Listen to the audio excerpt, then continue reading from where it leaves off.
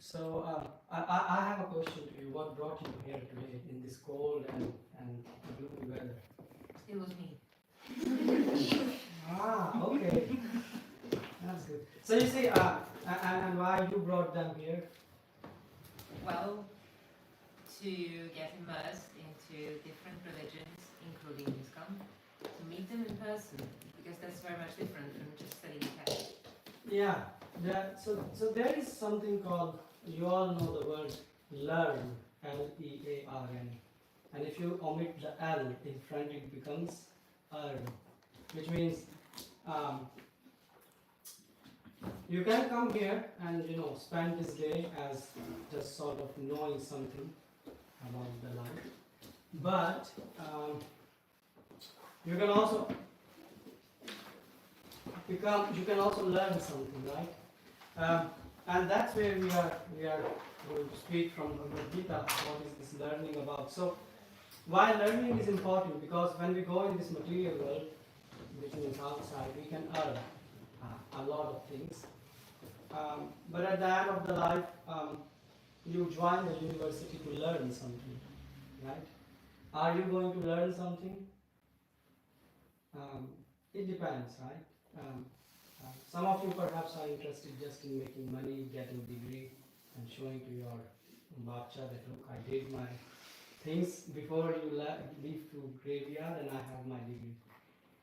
And why I'm saying, because I travel around the world and I meet many professors also. So I asked one of the professor, he was teaching about soul and religions from Vedic style and things like that. So I asked him, have you realized what a soul is?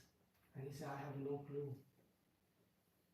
So for me, that was like useless talk. You can give lectures, hundreds of them, but if you don't have realization. And why I'm saying you this, because when you have perception about something, your perception can be different than the reality. So some people think spirituality means pain. Like you have to sit straight for 40 years.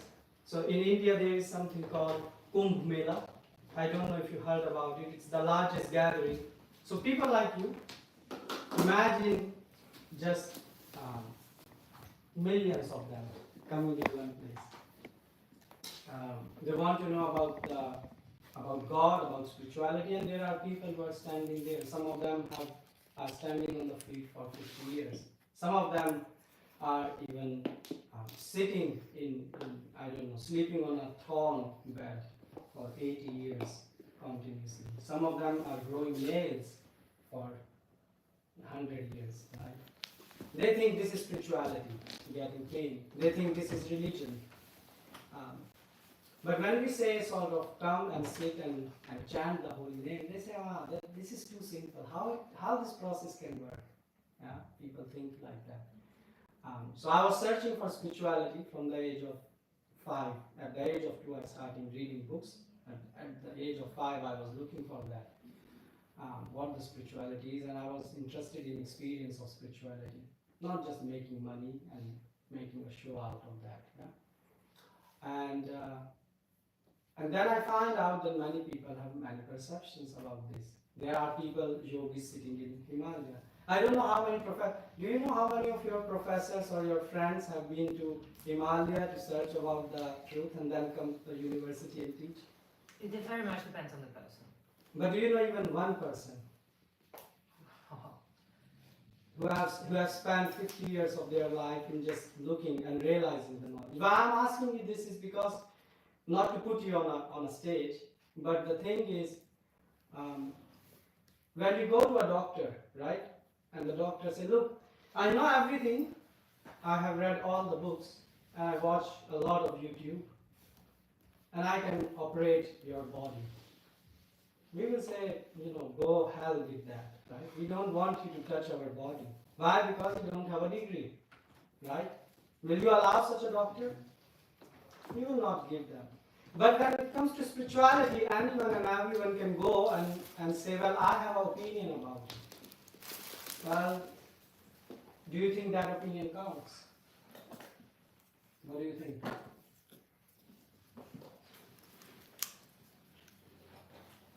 Do you think like, or do you have no brain to think?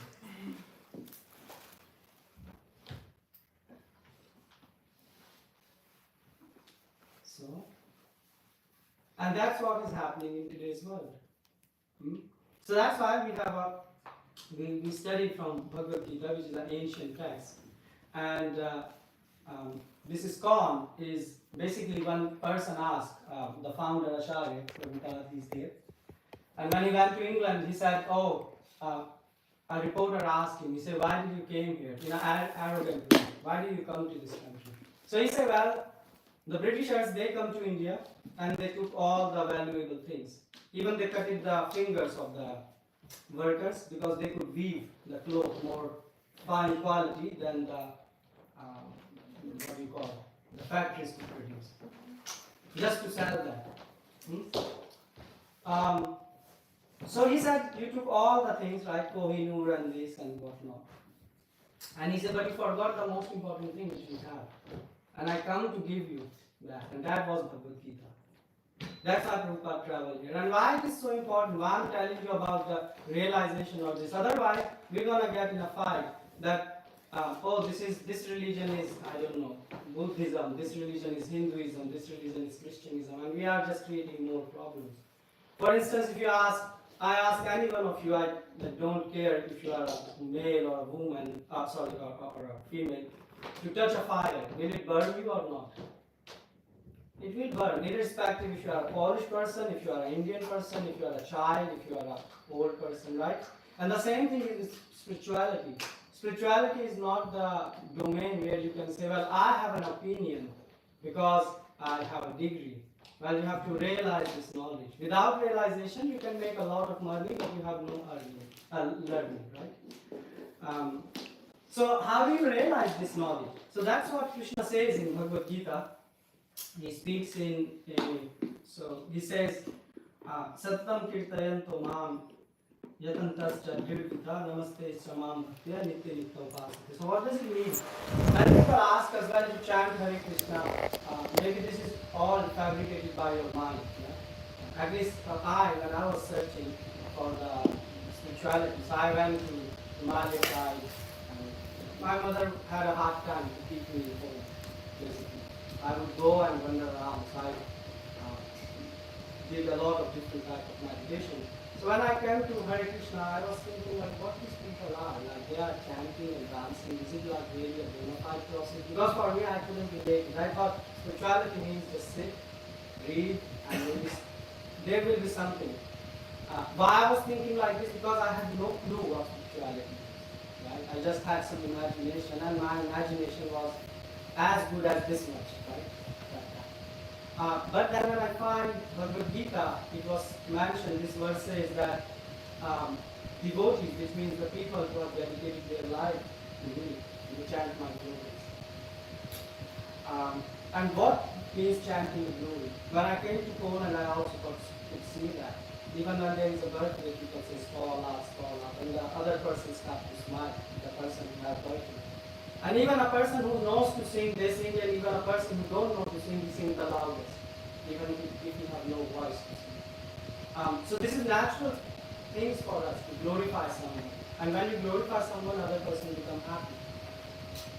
And that's what Bhagavad Gita says, that a person who loves God, he chants his name. That's the same thing which Bible says. Thou shalt glorify the Father. That's what the Quran says. In Quran, they also have the name of Allah, and they say we should glorify the Almighty Lord. So either you can say all those people, they have smoked something in Amsterdam and they just wrote some books, or either we are taking spirituality wrong. Either you can say that millions and millions and millions of years, people were lying in all over the parts of the world. The Christians, the Vedic people, and the Muslims, all of them were lying. Or either we are so stupid that we are not understanding what spirituality is. And why I'm bringing this point? Because when you go and you want to help someone, it's very difficult to help someone. If I come and want to steal something from you, nowadays is much easier. But if I want to help you, first question will be why this person is interested in helping me. you know, our mind starts to work opposite way. Why he want to help me? Maybe he wants something from me. This is unfortunately the age of technology which made us like that. And why I'm relating you, because God wants to help you. God wants you to, all you to be satisfied and happy, right? And that's why He gives this knowledge in the form of Bhagavad Gita. So this thing with Hare Krishna, this is a transcendental vibration. What does it mean, transcendental vibration? Sound has an impact on our brain. Do you agree? Yeah. For instance, if today, you know, right now I will play a rock music, the atmosphere of the room will change to something else. If I play a violin, or Chopin, right, you will feel a different vibrations, right? The same experiment was performed on rats, poor rats. They are sacrificed for everything, and they played first for a week. They were playing continuously the what we call the hard rock, you know, hang metal thing. And after 3-4 days, they started to see that rats were so agitated they wanted to eat each other. This you all can find in Google. This I'm not saying that it's written in some secret thing, right? And after a week, they started to play classical music, and the rats were listening to classical. And they find that even they were not getting the food, but still they were cooperating very nicely together.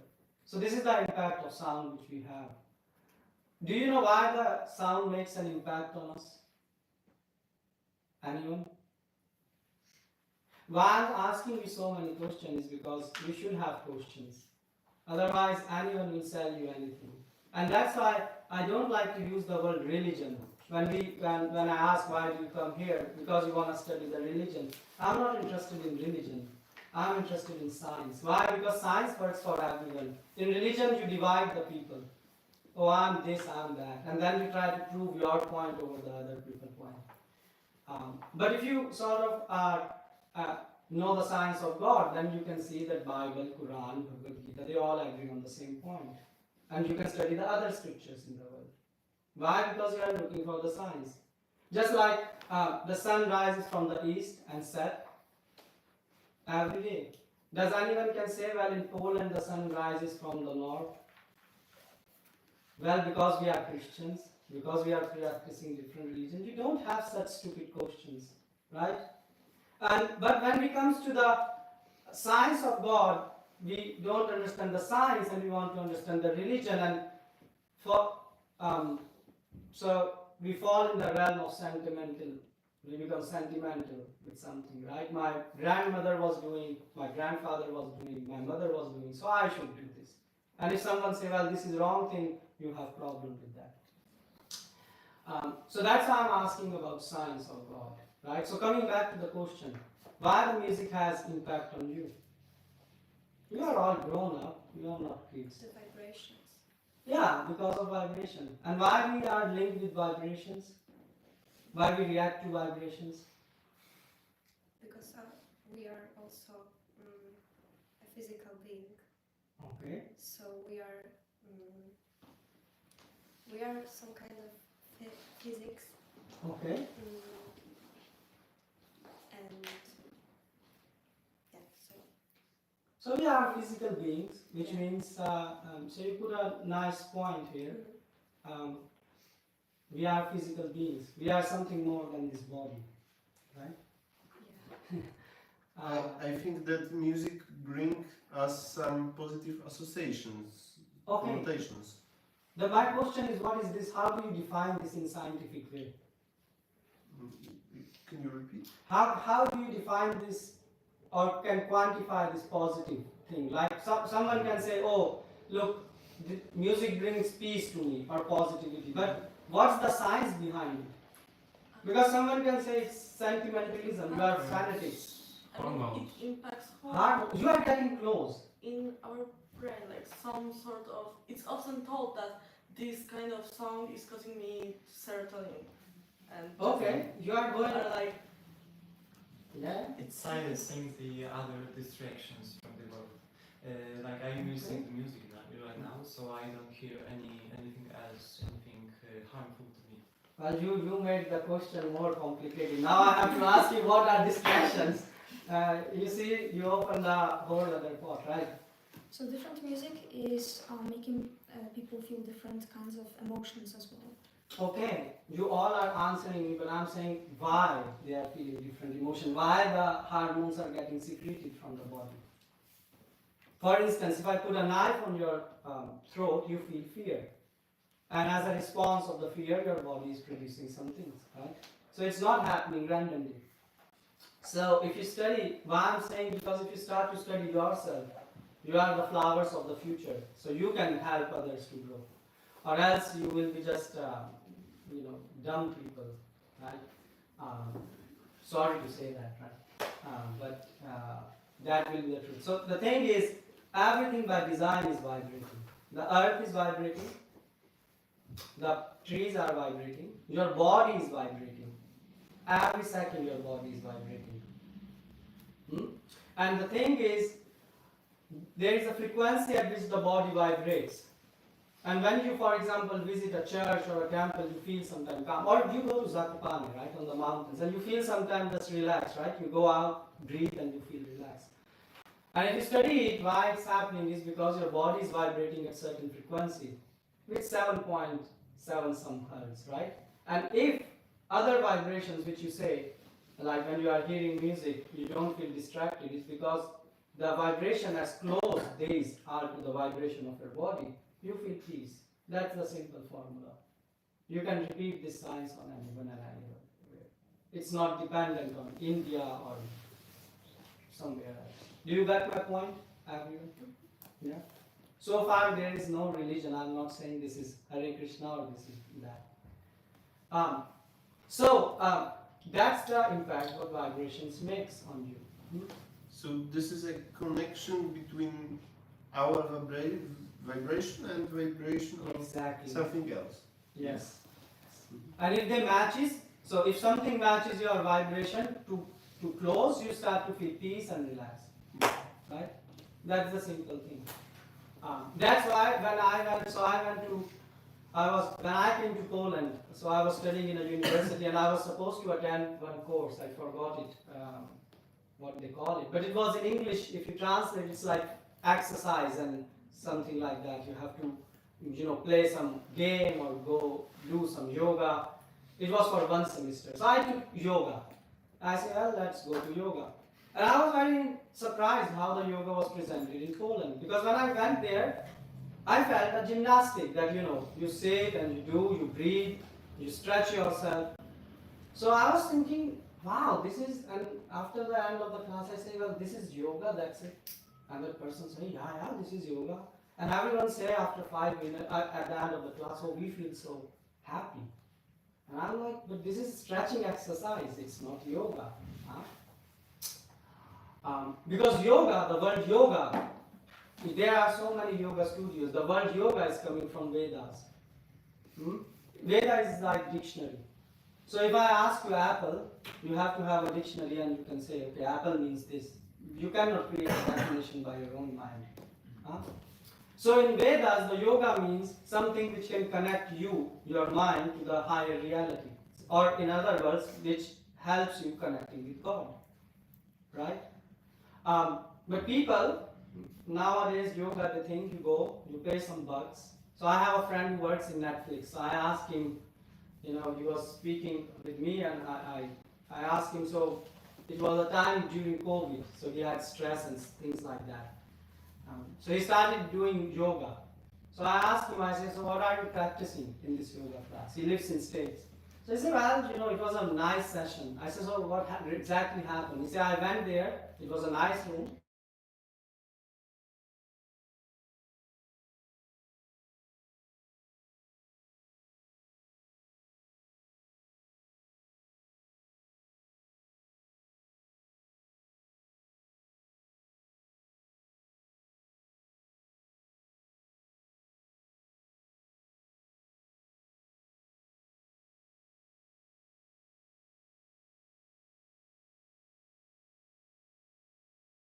When you breathe your mind, naturally the oxygen intakes increase.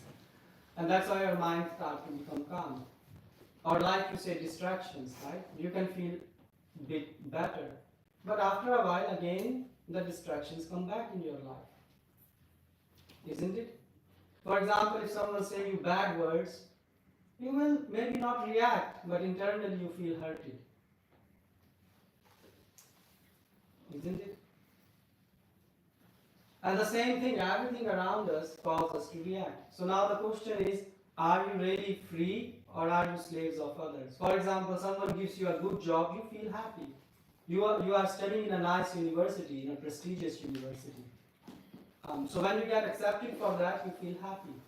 But when you finish it, maybe you will not feel so happy. When you buy a new iPhone, you feel happy. When you don't have that, then you feel unhappy. You see, we are dependent on things. So we are not free. Yeah? Does it mean that you say that there's something inherently bad in us being reactive to the outer world? Inherently bad in the sense that if you choose how to react, if you control, then it's good. But if you are forced to control, then it's bad. Why? Because look, Bhagavad Gita says this body is a vehicle. For example, if I ask you how the water is made, you can say H2O. If I ask you what is hydrogen, you can say it's atom. But if I ask what atoms are made of, you don't have answer. Well, protons, neutrons. Yeah, but if I say what protons are made of, Well, there are other like quarks. yeah, and if I say what quarks are made of, Well, they say now that it's basically there is vibration. yeah. So, and in quantum physics, they can't define it. Yeah. They say that it can be matter and wave at the same time.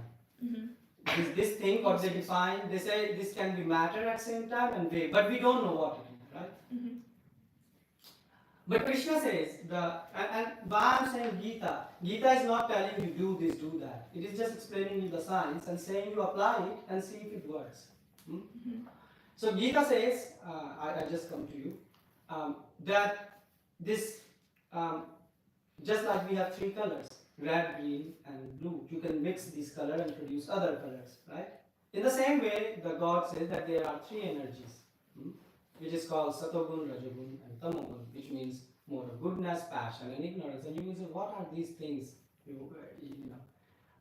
Just like your cell phone, you don't see internet.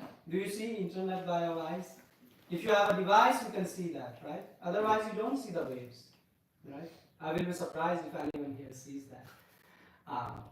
So in the same way, there are also, like we have electromagnetic waves. In the same way, there are these three energies. And for a child, if you put a magnet below the table and an iron piece on top and remove the magnet, the child, he is so excited. Wow, this is magic, because he don't understand that someone is controlling it, right? From the downside. And Krishna is saying the same thing. He is saying that the top of this table is the iron, are the objects here. Below this, there is a magnet. And this magnet is called material nature, and who is controlling it? He says Maya Dakshina Prakriti. He says, I am controlling this. It is running under my control. So what happens is then these three colors, they combine together, produce a body. Yeah. Just going back to this point about being reactive to the outer world, like, so for example, we have mechanisms that help us survive that are very reactive, like for example hunger, right? I mean, would you say that we should also like learn to control those? But the thing is, you think you are body. So when someone dies, what do you say? This person died. Yeah, but when the body dies, then you can't, for example, I don't know, learn or have realizations like because your life ends, right? Yeah. I mean, if so you you think, should also care about your body, no? so that's why Krishna is saying. He's also telling about this in the Gita. He's saying the formula for the health is be balanced. Don't eat too much, don't eat too less. Don't sleep too much, don't sleep too less. So he's saying, why? Because this is a vehicle. The body is a vehicle for you. Mm-hmm. Could You realize Could these you things. repeat what is that three energies? Yeah, I was just coming to answer her. So it's called Satogun, Rajagun and Tamogun. So which means more of goodness, passion and ignorance. You will say, why I'm saying you, because I was coming to answer your this hunger thing. So the body is created with these three things. But basically, your body is dead matter. If you know, according to science, you are dying every time, right? If you ask a child, how old are you? He say 1 year old. He don't say, I'm 1 year young, right? Everyone is dying every second. But something makes us feel that it is running. The show is running. So why we are interacting with these things? So Krishna is saying everything can be divided in three modes. For example, in the morning when you wake up, you feel fresh. In the night, even if you are studying, you are forced to sleep. Your body just flips, go to sleep, right? So in the daytime, you have a lot of activities. So coming back to the reaction, so now you have a body which is created by the three modes, three energies, right? And the objects around you are also created by these three, let's say, colors. And you, as a soul, are put in this machine. You think you are controlling everything, but you are not controlling anything. Why? Because if someone, let's say, put a knife on your throat, your heartbeat will automatically start to raise. You cannot lower it down. You have some, like you were saying, hunger. We think, I am hungry, but actually the hunger is forced on us. So there are four problems in life: birth, death, old age, and disease. This is what Krishna is saying. He's not saying problem is economic crisis, problem is racism. Problem is are these four things: birth, death, old age, and disease. And we don't have a solution for that in material sense. You can find good wrinkle creams, but still, the old age is going to come to you.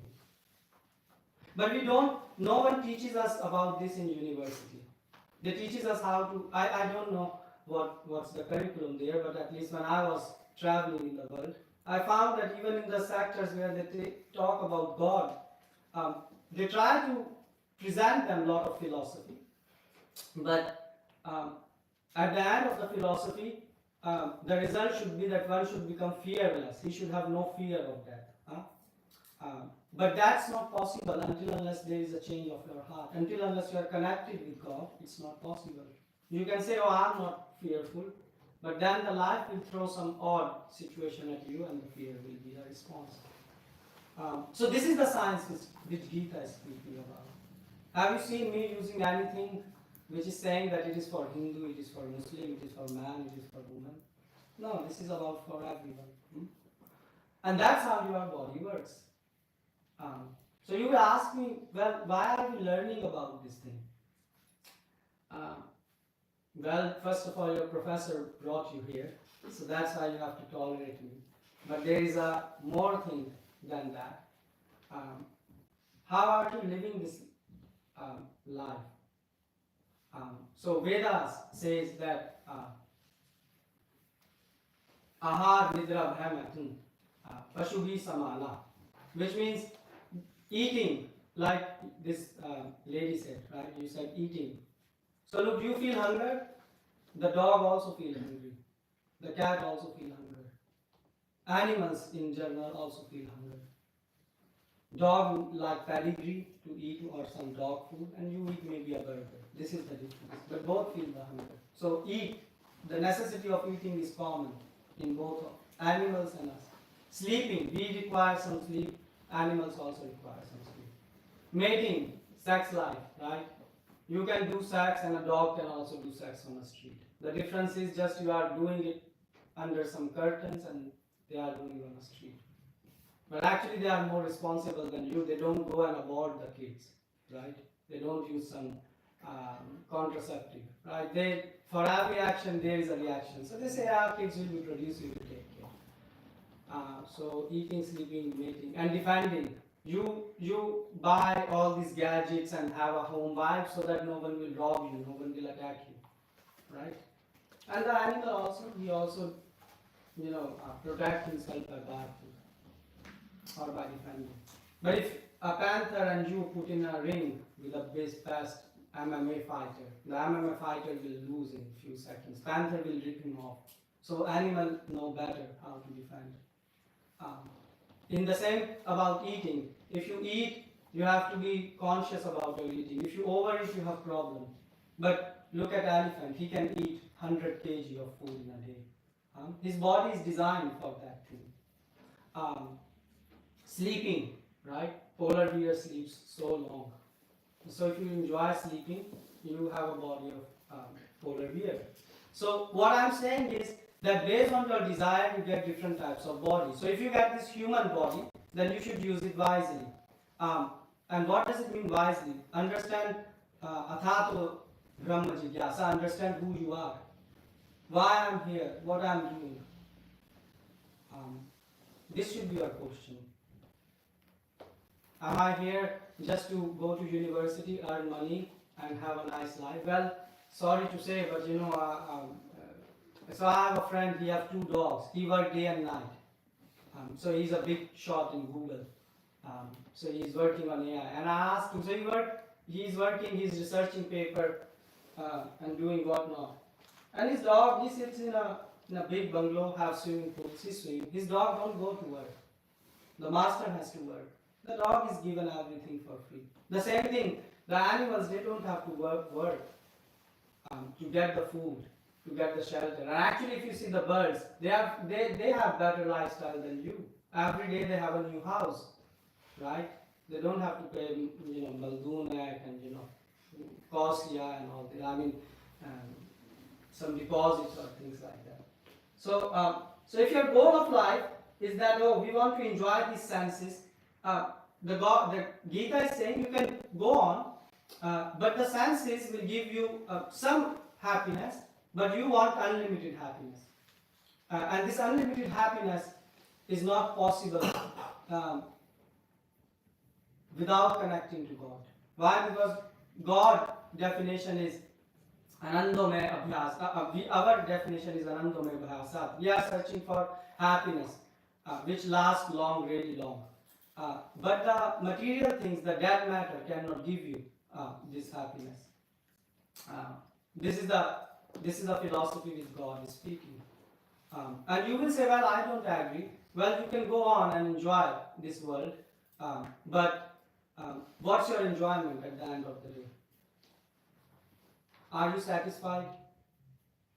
For example, if you have an iPhone, I don't know, the latest iPhone you buy, and then you see a reclama or advertisement of new iPhone, then you naturally start to think, oh, this is old, I need to buy the new one.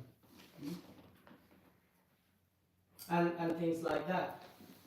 If you go to the hospital and see the old person, he's not even interested in old age, he's interested when he's going to get out. So God is saying that no matter what, no matter how hard you work, this body is gonna fall dead. This is the truth. So better use it to understand some higher dimensions of reality, which quantum physics, by the way, coined as a term like multivariant universes exist, right? And this is what God is speaking. So why we are chanting then Hare Krishna? Because Hare Krishna is a sublime way to realize your connection, to understand that you are a soul. So a yogi, when you are making your heart purified, then it's not that you are just speaking about soul. When you close your eyes, you chant Hare Krishna, you see your soul. And it's not that you have to smoke something and then you see some hallucination. No, this is a reality. You are living in this term. For example, Prabhupada was fasting. So in India we fast on certain days. And he was sick, his both kidneys were not working, and he hasn't had almost for a month. It's all documented, right? So you can check it. And then one person came and he said, oh, please Swamiji, drink some water. And he said, oh, I don't need water. I'm just chanting and fasting. He said, how is it possible? We fast just one day and we feel so much weak, and you haven't had from a month. And still your intelligence is so pristine and you can still go on. And he said, I am a living proof that the soul is not dependent on the body. So when you say about hunger and things, and in the conditioned state of life, this eating, sleeping, your body demands and you have to follow the body. But when you become self-realized, then these needs of the body automatically diminish. Right? Why? Because the soul in itself is supplying the energy to the body, not vice versa. And why this is important today? Because today we are in a world where so many problems are there. Why? Because everyone is thinking my country, me, me and mine. iPad, iPhone, iPad, iSat, right? This is I. Everything is centered around I. But if you understand that we are not this body, but we are soul, so then we don't look at the outer differences. Then I don't judge you and you don't judge me. Huh? Is it making sense to you? All, yeah. I just think that there are people who also care about others outside of religion. That's not only outside of religion. That's not only connecting to God or having self-realization. Give me example. Well, there's so many charities, for example, right? People Who's that? Charities. Okay. People volunteering, helping, donating, like plenty. Okay. People are doing work like this, and they are not necessarily religious. Well, so Krishna is answering this in Bhagavad Gita. He's saying the happiness is of 5 levels. One level is, so this charity is the second category of people. So one level of people are who are concerned with eating, sleeping, and if they have enough money, enough bank balance, they are happy. So that's what their definition of happy. For some people, helping others is happiness, like charity, philanthropists who want to help in South Africa, in third world countries who help. But you see, their problem is they do the charity work, and at the end of the day they say, oh, so much we gather and so less reach to the people because of corruption. Just like in your neighboring countries, like Russia. In Russia, what happened? They come up with this idea, they say, why these rich people are exploiting the poor people? So everyone should be equal. And then what happened? The rich became the poor remained the poor, and there comes a new problem. Those people, those started communism, they started exploiting people.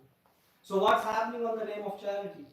If there is so much charity in the world, then why so many people are still hungry? Because of corruption. How can you change the heart of the people? If you know that I shouldn't steal, like today we have so much police around. Why? Because people say it's for your safety. Well, in the Ram Rajya, there was only one Ram, not so much police. Why? Because people were humans. They understand we should not break law. Why? Because if you steal something, if I steal something from you, I'm causing pain to you. And I'm relating to you at a certain level. And at charity, if there is so much charity, why there are so many problems? Well, because of corruption. What? Not everyone is charitable. No, I'm speaking, I have traveled all around the world and I met with the people who are doing charity, and they told me how much corruption is in there. They say that they get a lot of money, but when they try to feed it, the system ends up taking so much corruption. How do you remove corruption? How do you make people less greedy? You see? But why I'm saying you, because you raise a very good question. These things like honesty, truthfulness, these are good qualities.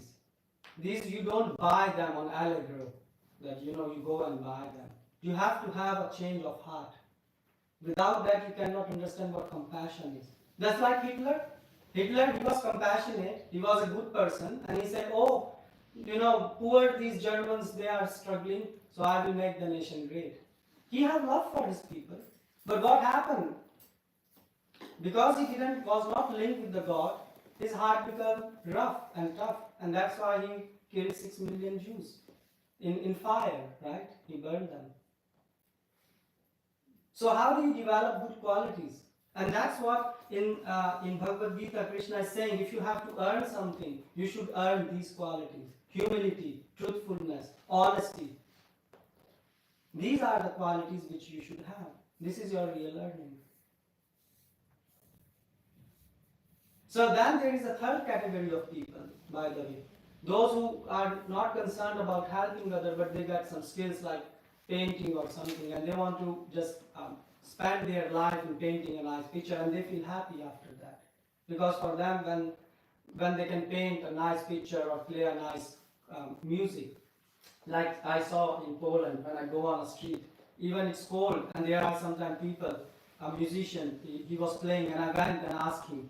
And I said, hey, it's cold, but you play very nice. He said, oh, thank you, thank you. I said, but you don't feel cold? He said, well, I don't care about it. I just love to play. And I said, but you know, you get so less earnings in his cap there was. He said, yeah, but I play because it's my hobby. I feel happy from this. So I understand, I couldn't relate to him. I said, oh yeah, that makes sense because Krishna says in Gita. So this is a third level of happiness. Like football player, like soccer, like, what is his name? Messi. If you say Messi cook, he will be unhappy. If you say play and kick football, he will be happy. So this is third category of people who likes to develop their skill. Fourth category of people are people who are interested in exploring the secrets of the nature. They want to understand what is beyond this universe. But the problem, do you know what is the problem with this fourth category of people? Come on, think. We will have food soon. You have to work hard to earn your plate. No, I'm just joking with you, trying to wake you up. But what do you think? The limits to the physical, the material. You are close. Can you define it more in a scientific way? They are focused on what they can feel, they can do, but not on what they can't perceive, on what they can't affect. May I ask what is a scientific way of explanation, so we can? So which means which I don't have to. So science means that if you try it on a child or on an old person or on a woman or on a man or on Indian or on Polish people, it should work everywhere. Same. So it's Like fire, for example. If you touch a fire, it's a scientific thing. Fire burns. I don't have to say no. In ISKCON only the fire burns, but in church the fire cools you. This is not the case, right? So this is what I mean, science. Is it okay? So what's the problem with these four categories? So you see, if you think, put a bit of pressure on your brain. All these four are dependent on others for happiness. For example, the people who are eating, if there is less food, they are unhappy. If less money, unhappy. Those who are doing charity work, they are happy when they are helping, but when they see that their help is not reaching to others, they become really unhappy.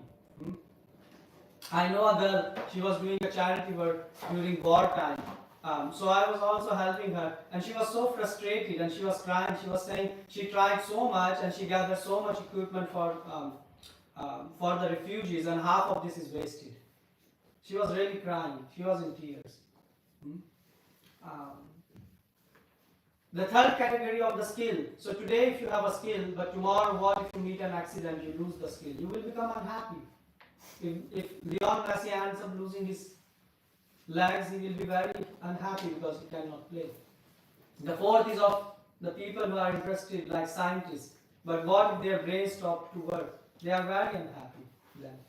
So God is saying in Gita, He's not saying that, hey, become religious or this. He's saying, well, there is a fifth category of people, and those who generate happiness from within. Which means you don't have to depend on others for being happy. And if you just think about it, it makes you less selfish person. Because in this world, the most we are interested is in ourselves. I like this person because he's my friend. I don't like this because he's not my friend. Everything which I like has to be nice. What I don't like shouldn't be there. But why we should live in such dualities?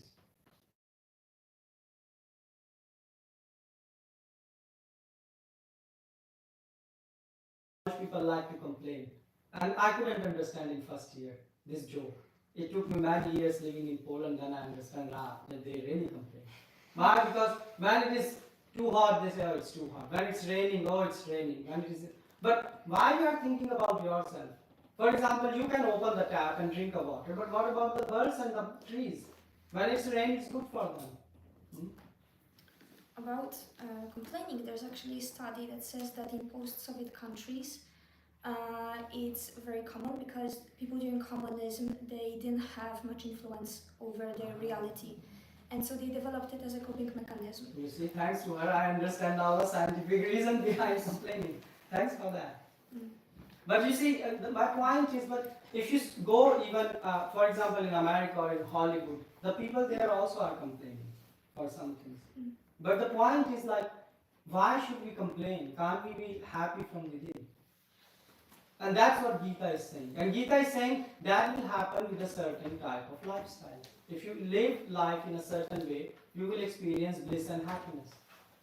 And you will say, well, why should we believe on this? Well, millions and millions and millions of people have experimented with that, yes? But aren't you then dependent of the living on a certain way? Well, you are anyways living in a certain way, like you have your legs open. You live in a certain way, you eat in a certain way. But we shouldn't be dependent on things. You are dependent on things. If your liver don't work, can you make Yes, eat? But I don't understand because So dependence here means make right choice.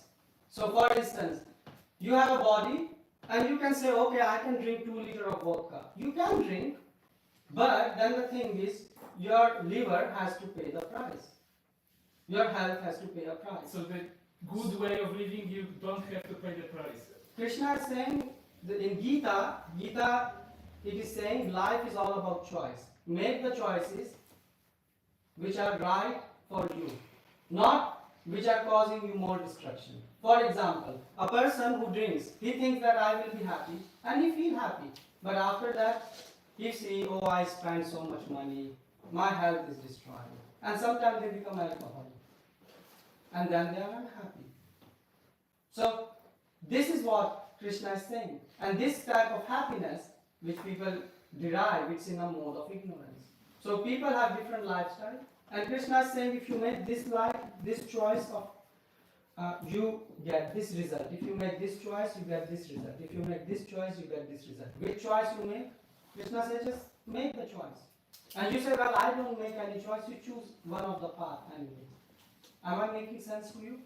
Yes. Or complicated you more? Yeah. So the problem about these ways to happiness is that all of these ways could have passed, yes, and now we have happiness, but in another condition we Yes. lost it. Yes. So the good way to living is a life without desires. Yes. No, with desires. You should have desires. Otherwise, you will be a stone. Mhm. Right? We are humans, we have desire. But the thing is, so someone asked me in an Uber, I was coming in Poland, in Warsaw, I was coming back. And he asked me, so he said, I was coming back at 2 in the night. It was Friday, so he thought I had a party. But I was actually in a house program of someone, where we were discussing about Gita, and there were people like him. So the discussion went on and on. So he said, so tell me, where you were? There were young people. I said, yeah, there were young people. So he said, oh, so you had a sex? I said, no. Why do sex? It's a waste of, we don't do sex. He said, so you don't do sex? And I said, well, we do sex, but with our wife. Okay. He said, so you drank a lot? I said, I don't drink. And he braked the car and he said, you don't drink? He said, you don't do sex in the parties with strangers, you don't drink. He said, why are you alive? So that's what his response. So I said, well, that's a good question. I said, well, do you do sex? He said, I go to, to clubs. I said, okay. I said, do you drink? He said, yes. I said, so tell me, do you feel happy? Are you happy right now? He said, no. He said, I'm not happy. I said, after drinking, are you happy? He said, for some time, but next day my head spin and I'm more unhappy because I can't drive Uber. So I told him, I said, look, why you drink and why you have sex? Because you want to be high. This is the point. He said, yes. I said, I want to be high 365 days, 24 hours a day. I said, can the alcohol make me? He said, no. I said, can sex make me? He said no. So he understood the point. So we want to be happy all the time in every situation because you cannot control the situations, but you can control yourself. So not living without desires, but choose that desires Yes. wisely. Yes. And about controlling situation, how about opening a window? Because Yeah, we can open that. because the material world is We can open getting that. heavy on us right now. Yeah, we can open that. Oh, just Jak bardzo mogę otworzyć to okno? Oh, that. Tutaj tych osób, co tu siedzą teraz. Yeah, what you said, yeah, so we should have the right desires. Right now we have wrong desires. And the problem is that's why we are disturbed and others are getting disturbed because of this.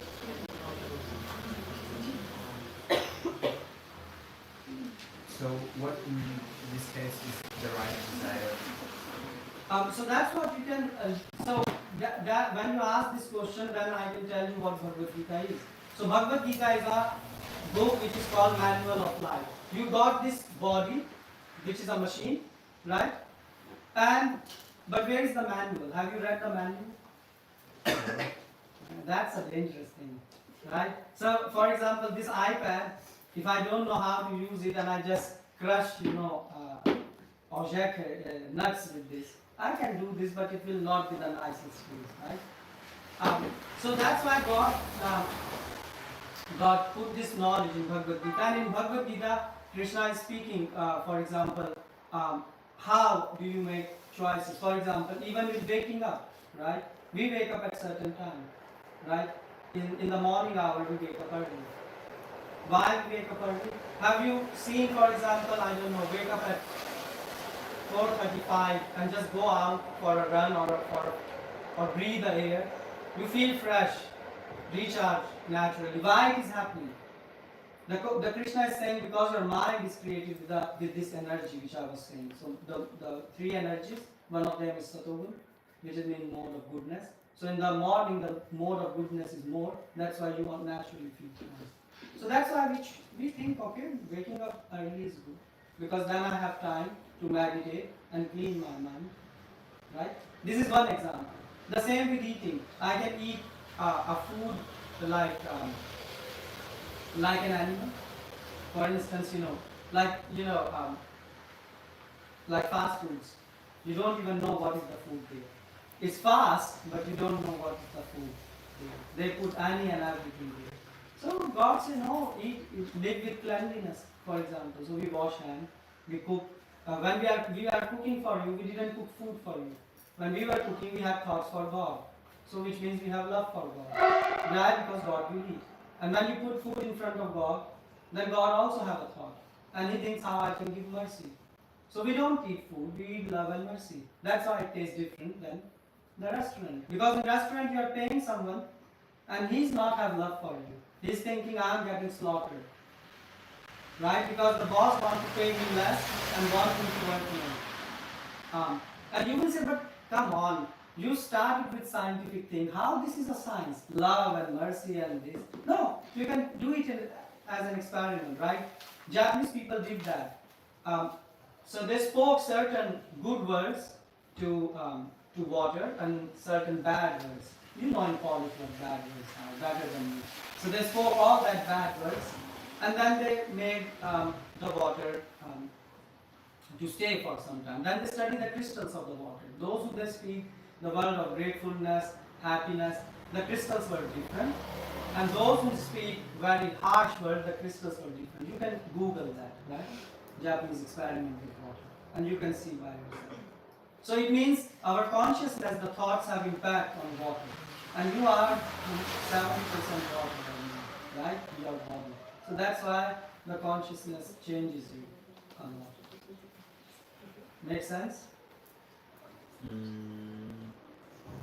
Or did I spoke too fast? I mean, the question was, what is the right desire? Like, So our desire. what should you desire then? So we desire one thing. What we desire is we desire to glorify God. That's why we chant all the time. Hare Krishna, Krishna Krishna, Hare Hare, Hare Ram, Ram Ram, Hare Hare. Why we chant this? Because every of you are chanting. You know what you are chanting? money, love, job. Every one of you are chanting something inside. If I put you, in a room for 24 hours without cell phone, without anything, you will go bonkers. Yes. You will say, come on, this is too much. I cannot live like that. Why? Because you are not used to live with yourself. That's why you need so many things, right? Why do you have the like button on the Facebook? Because no one likes you. So then you log in on the Facebook and then someone gives you a like, you say, wow, someone liked me. Who likes me today? That's why do you think the social media exploding so much? I'm speaking it because I work in IT, so I know how much money they spend. Just, this feature of scrolling, the endless scrolling, do you think it fell from the sky? No. They made billions and billions of dollars of research on that, so that they can use more your attention and time on the devices. And that's why you don't like to live with yourself. That's why you need movie and this. So what is the right desire for us? When we chant the Hare Krishna, we are in touch with God because it's transcendental vibration. It's coming from spiritual world. Can I have a personal question? Please. For you? Isn't it a little bit contradictory for you working in IT and helping designing, scrolling and whatever, Yeah. and then talking about how wrong it is and people being enslaved by social media? Yeah, that's a good question. So the thing is, think about a knife. Is knife a good or a bad thing? Well, it depends on the It depends on the hand. If it is in the hand of a doctor, he can do the surgery with that. But if it's in the hand of a thief, he can just kill you and rob you. So, when we are speaking something good and bad, what we are saying is, and what God is saying here in Gita, He's saying, look, the things are not designed with good and bad. You are born with dualities. Ichcha dvesha samuttena dvanda. Dvanda means duality. Dvanda mohena bharata. So what does it mean? It means when you are a child, when you were a child, I was a child, or when you were also, right? You see, child likes something and he don't like something. But which he don't like, he makes sure everyone knows. He cries. No one give him a discourse on spirituality. But what he likes, he wants to have more. And that's what Gita is saying, that you are born with dualities. So you are biased for something, you are not biased for something. And the reason why we practice spirituality is so that we can use the things as they are. Technology itself is not bad. But how we are using technology with the wrong consciousness, that is bad. For instance, internet. Because of internet, we can today communicate much easier, right? Because of flights, we can fly here. But now I can use the same technology for education purpose, or like the internet is used, the same technology, the most of the traffic in internet is used on porno, right? And what is happening with this? Now we have new type of diseases, psychological diseases, where the youth, I was studying the World Health Organization, and they publish a paper where they definition of health is when you are, I can't quote exactly line by line, but the essence was, they said when your mind is in harmony with itself, which means they even understand that mental health is very important. And this is the problem with the technology today, because we are not trying to help each other, but we are thinking how to utilize your time, your energy to make myself rich. That is the wrong thing. Yeah? I have a different personal question. Okay. Why Poland? Why Poland? Yeah, what made you come to Poland? And you were also talking about vibrations, and for example, if we travel, some places have a little bit different vibrations. How do you like vibrations in Poland? More kind of a logistics things for me. So I got some scholarship from Oxford, from MIT and other places in the world. But I chose Poland because first I did some survey. So here the university which was giving me the scholarship, it was a Japanese university. So I said, well, Japanese people know something about technology, so they can't be wrong. So I felt safe. Second is the cost of living in Poland was way less than compared to London or America. And I'm a lazy person. I work hard to be lazy, but I didn't want to pay education loan when I will reach, I don't know, age of 30 plus or something. I don't like to work hard, just like an ass going on. That's why Poland. And then why I'm staying in Poland, because now my teacher who is teaching me meditation, he told me, well, you should stay here and do something. So that's why I stayed. Do you also have a personal question? No, not personal, no. It's regarding this three energies that you mentioned earlier: goodness, passion, and ignorance, if I have it right. So you said that not only we, but also the world is made from them. And I would like to ask you, could you elaborate on what do you mean by that? How do they work? So, for example, you can see each and everything, meaning even the time of the day. So, for example, the day itself is divided in 3 parts. The animals also in the 3 parts. Like there are, so mode of ignorance means lethargy. Like there, so I give you an example. There is one person who is going on top of the Mount Everest, right? He likes hiking and things, and he's thinking, wow, this is life. And then there is one person who is lying on his couch, ordering from Uber, and he's saying, eating, and he's saying, this person is just stupid. You know, going out in cold on top of the mountain. So for this person who's lying on a sofa, this person who's outside is stupid. And for that person, this person is stupid. Yeah? Why? Because mode of ignorance means you become lethargic. You like to sleep, you know, just sort of waste your time and life. You can see many people like that. That mode of passion means work. You have a lot of plans, you make a lot of plans, do this. And mode of goodness means you like to live, you are more conscious. Things like purity comes, knowledge comes. So you are interested in not sort of just making money, but you are interested in learning. And that, in this way, you can divide the things. So, for example, you can see, even in the world, there are some places which are terribly dirty. You go there and you can't even breathe because the pollution is so high. Then there are some places which are middle, not so bad, not so good. Right? Then there are some places which have excellent conditions of living.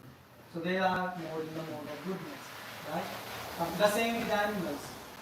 Cow, for example, you know, she doesn't eat grass, she don't eat meat. Right? Lion is in mode of ignorance. He like to, passion. He like to kill and eat. Right? So animals also are divided. Like a lion is not going to eat an apple. I tried hard. I went to Africa, tried to feed apple, but he never had apple to a lion. Obviously not in a cage, but we went in safari. So in safari, when they feed the animals usually don't attack. But if you leave the food, they can eat next time. But the tiger never eat meat. So like this can be divided. Then the same with the dressing style, right?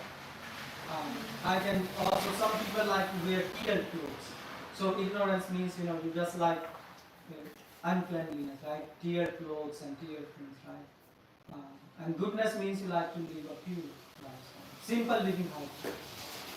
So you're still talking about people and animals, and how would you say these energies work, like on a, I don't know, cosmological level? So you mean outside the universe or inside this universe? Well, inside this universe, but like outside of people, like, I don't know. Mountains, volcanoes, plants. I mean, like, I don't know, in a more metaphysical level, because, you know, you describe them like three energies, like, I don't know, how to say, you were talking about energies and vibrations. Does it mean this is like different levels of vibration that permutate the... yeah, there is combination and permutation of that.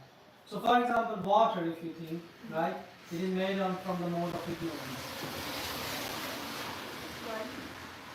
Because the thing is that why it is made, because it is made from the things of, like this body of yours is made also from ignorance, which is hard matter, right? So the base of what you call quarks and waves is resting on this energy. Why? Because it's more gross things you can touch.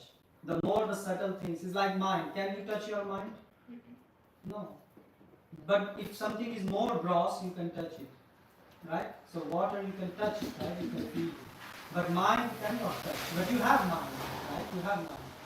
And I have mind, but I cannot. So it is more subtle. So in mode of goodness, the things are more subtle. In mode of passion, they are subtle and gross both. And in the mode of ignorance, they are more gross. Right, okay. Make sense? Yeah. Thank you. Anyone else has any comment or things? Is it a purely descriptive thing, or is it like something truly metaphysical, like another mode of being? Yeah, you mean these three Yes. energies? Yeah, I can give you an example. This is a good thing. So this was one of the reasons why I like ISKCON, right? Because of scientific things. So there were, when Prabhupada, he went to America, he went to what you call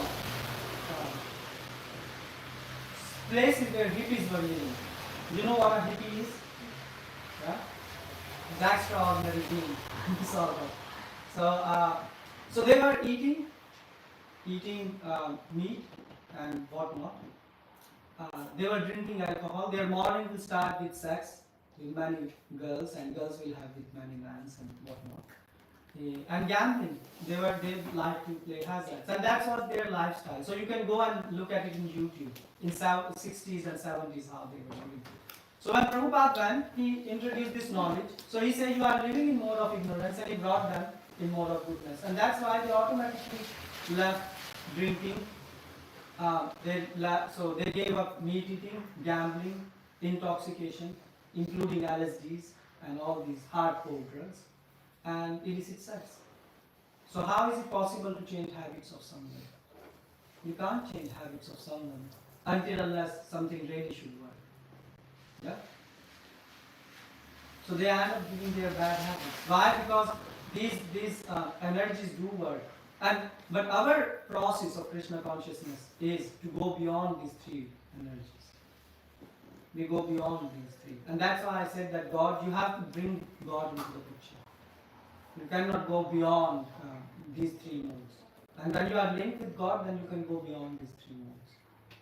Okay, so it's not just describing the physical, it's going beyond. Yes. And so there is a picture, if you see there, of universe. So we have, this picture, right? This one, where there is the flower, right? So if you see that picture, there is the universe. So we have the earth in the middle, we have 7 lower planetary system, Atal, Vital, Sutal, Talatal, Rasatal, Patal, like that. And above that also are planets, right? Swargalok, Maharlok, Taplok, Dhamlok, right? But all these 14 planetary systems consist of one universe. But there is something beyond that also. And we know that, right?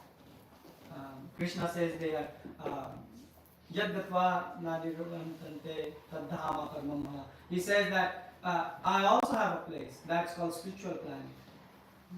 So you can have access to spiritual planets.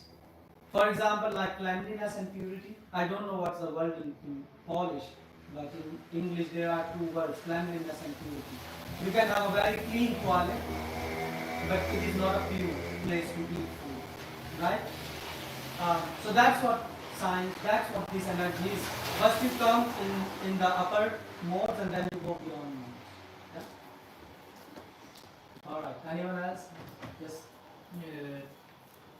About those 4 bodily needs, you said like food, sleep, sex, and defense. Yeah, eating, sleeping, maybe defending. You said that like when you put the MMA fighter against the Pantera or something, and and the Pantera is better at defending. Yeah. Why? Like we have guns and stuff. Technology. But the thing is, like, even if you see technology, what is your technology? Look at, I'll give you an example, scientifically. For example, you know cameras, this iPhone can take photo, right? You can search the best camera in the world today. It's nothing compared to the camera which is built, which is your eye. Your eye, like how your eye see, no camera in today. Gun is better than my fist. But what if you run out with bullets? And second thing is MMF fighter, which you spoke about, right? Or I spoke about. They fight with hands in the ring, right? They fight with hands. But MMA fighter is like a sport. If someone is going to be defending themselves, Yeah, they are going to have a gun and a lot of bullets. yeah. But the thing is, you see, you are speaking this because you are sitting in perhaps in nice country. If you live and go in Africa, I was in Africa, not living there. But if you go and spend the night in safari, so you know rhinoceros, for example, rhinoceros, the rhinoceros, you know, big animal. Even if you have a gun and you try to shoot him, you have to shoot him directly at this point, which is very hard. That's why there is a saying: if you try shooting a rhino and if you succeed, people will applaud you. If you miss, still people will say, "What a person he had done." And rhino, his skin you cannot control. So my point was, what I was making is not that a panther should fight with an MMA fighter, but the thing is that nature, you know, has given, nature means the mother nature, has given the technology already to animals for defending, built in. But we, humans, if we spend our full life in just manufacturing guns and missiles, then we can do that. But at the end of the day, this is not the proper use of human intelligence. That was my point. I have to disagree. Oh, that's good. Because when you have, for example, a monkey, a chimpanzee, that chimpanzee will find a stick and put it in the anthill and eat it. It is using the tools. It is in its nature to use the tools. Okay. And it is in our nature to use the tools also. How is that different? Well, if you believe your ancestors were monkey, I can't disagree. I don't believe my ancestors were monkey. So for me, the point is that an animal, chimpanzee, is forced to do because he has less intelligence. But is it not in our nature to use the tools to their fullest? Yeah, but use the tools for what? Today, we have European Union and world organizations, and what everyone is doing, they do EU summit, and after that everyone is buying more weapons. And today one nation is afraid of another nation because if you use a nuclear weapon, like right now Ukrainian and Russia war was going, full world was shivering. Why? Because if one country use nuclear weapon against other, the impact will be felt in full earth. So is not our defending better than anyone else? But where is defensive? Defensive is if you don't have to even use such things, the weapons. Why? What we are using is destroying the planet. Look how much plastic we created. Destroy the oceans. Show me one thing which is... Then I don't understand what defending means. Please explain it to me. Defending means, look, we have a basic needs. Like you need some clothes, you need some shelter, right? Because the rain falls and you can get sick, right? You cannot live under the tree unless you are very advanced. So, the teaching of Gita is that live life, take as much as it's necessary for your survival. But don't try to create so many useless things which at the end cause your destruction. Like you can study today, you know how much a war costs? When two nations are fighting, what is the cost one day in terms of money which one nation is spending? Shall we tell you? Yes? Yes. And do you think this is a very good use of money? When we have so many, things in the world which are going on. Half of the earth is going hungry today. If you take the population, 8 billion or so, half of the world people don't have even basic needs. So why we are burning money in war? Billions of dollars. Because we are so advanced. This is stupid. So what you are saying is... Not what I am saying. I am asking you, isn't it common sense? It's not, everyone knows that, but we are trying to be better at defending, but we are not getting better at defending. But we are creating problems. So we're getting worse at defending. Yes. You see, Sorry, I will come to you. 100 or 200 years before, right? People in Poland were living, right? Your grandma or things, right? They didn't have so much technology, right? But they have connection with people. Or if you go to today to the internet and you search mental diseases and these lifestyle diseases, they were less in the past. Although the technology was not so much grown up. Now the number of diseases are exploding. I Well, I want, have to I want to disagree. ask about the mental disorders, so it's on the topic. I assume that the religion explains the mental disorder as the lack of the connection with God, a lack of the happiness from within. But I wanted to ask, because this is my assumption, that's it, that's the explanation for the unhappiness and possible mental disorders. But I wanted to ask about the deeper psychological problems like psychosis. How would the Psychosis, psychosomatic diseases and things like that, right? no, psychosis. Okay, only Psychosis like hallucinations, hearing voices, So this also Gita. delusions. So this also Gita answers that. So Gita says, depending on your choice, you are inviting. First of all, what is a disease? The definition of disease is first it takes place in your mind, then it manifests in your body. For example, if you feel fear or sick, yeah. What about babies that are born invalid? Let's say. Yeah, that's why there is a second chapter. The verse is Dehi nasmi yatha dehe komaram yoganam tata dehantara prapte dhiras tatra namuyate. So the thing is, you had a child body, you were a child, then you grow up, you have a young person body, and then after a while you will get another body, like an old person body. So you are changing body in one life. And when this body is not, let's say, valid anymore, then you end up getting new body, right? So this is called karma. Yeah, but you said that the disease originates from the mind, Yeah. and yet there are babies that are. Yeah, but you are born. thinking baby as a body. Oh, you said mind, you didn't say spirit or soul. Yeah, but this mind is working by a mind needs something to work. For instance, have you seen a dead person thinking something? If you would be very surprised.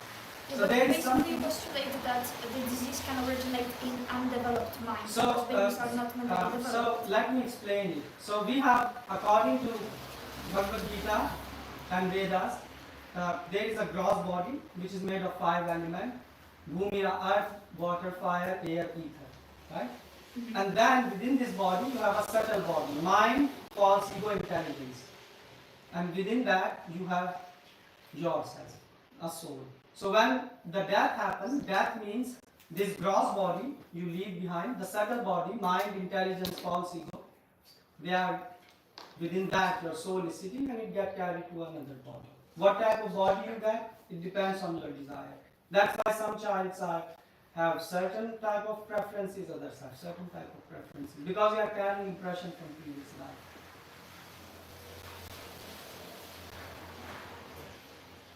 Can we go back to psychosis? Yeah. So within this life, what happens is when you have a mind like hallucination or hearing something. So Krishna is also saying in this. So he's speaking that first of all, we have on this planet 8.4 million species of life. 8.2 million around that the scientists have already discovered. Still 200,000 are missing in their calculation. So first of all, we are not the alone people here. There are also other beings like insects and germs. And the same way you have like people say ghosts. Do ghosts exist? Yes, they do exist. What is a ghost? You don't have just a gross body, but he has a subtle body to enjoy. Yeah. This is first thing there. So we should acknowledge. And how the disease happens, like hallucination and this. So Krishna is saying those who are more in the mode of ignorance, and that's how actually Ayurveda treats you. So I studied Ayurveda. In Ayurveda, for example, a person who has problem with insomnia, he cannot sleep. You end up giving him a lot of onion and garlic and things like this. Basically increase this mode of ignorance, the third energy which I spoke of. Yeah? And the same way the diseases are cured in Ayurveda. So from where the diseases are coming, like hallucinations or this. So there is airs in the body, like pran, apan, udan, saman, and there is fifth one also. And when there is these airs are not working properly, then you can end up having a lot of mental diseases, hallucinations. Now the question is why these airs are not working properly? Because of your mind. Because if you, like for example cancer, what is a cancer? Can you define what cancer is? It's our Mutated cells. cells or Mutate, yes. But so the cell starts to mutate very, very fast. And why it is happening? So Gita is answering, Gita is saying it is happening when you have too much greed in you. When you have too much greed, basically you are running this body, right? And if I run this body at the speed of, I don't know, it's made to run 100 kilometers and I run it 200 kilometers, what will happen? It will break down. So lot of greed, power of money, power of ruling, that gives this cancer also. The cell starts to break. But it is like the only reason or the contributing factor? I would say, if you will look at the root cause of the disease, of the cancer, the greed.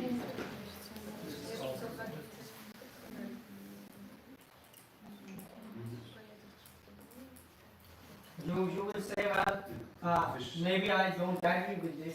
I'm not, first of all, what I'm representing here, it's not my knowledge. I'm speaking from the books which are written in the ancient times, right? And not today. Millions and millions of years they are existing. So I'm just repeating the same message, right?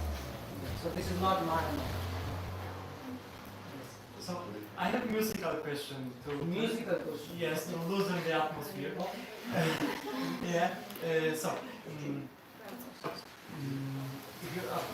you're praying by singing bhakti songs, it needs to be a bhakti song, or it can be like one of the Carnatic classics, like Kalinga Nartana Tilana about Krishna fighting with the serpent. And Yeah, but it can be a sacred song, or it's only literature. And so the thing is, these songs which you mentioned, right?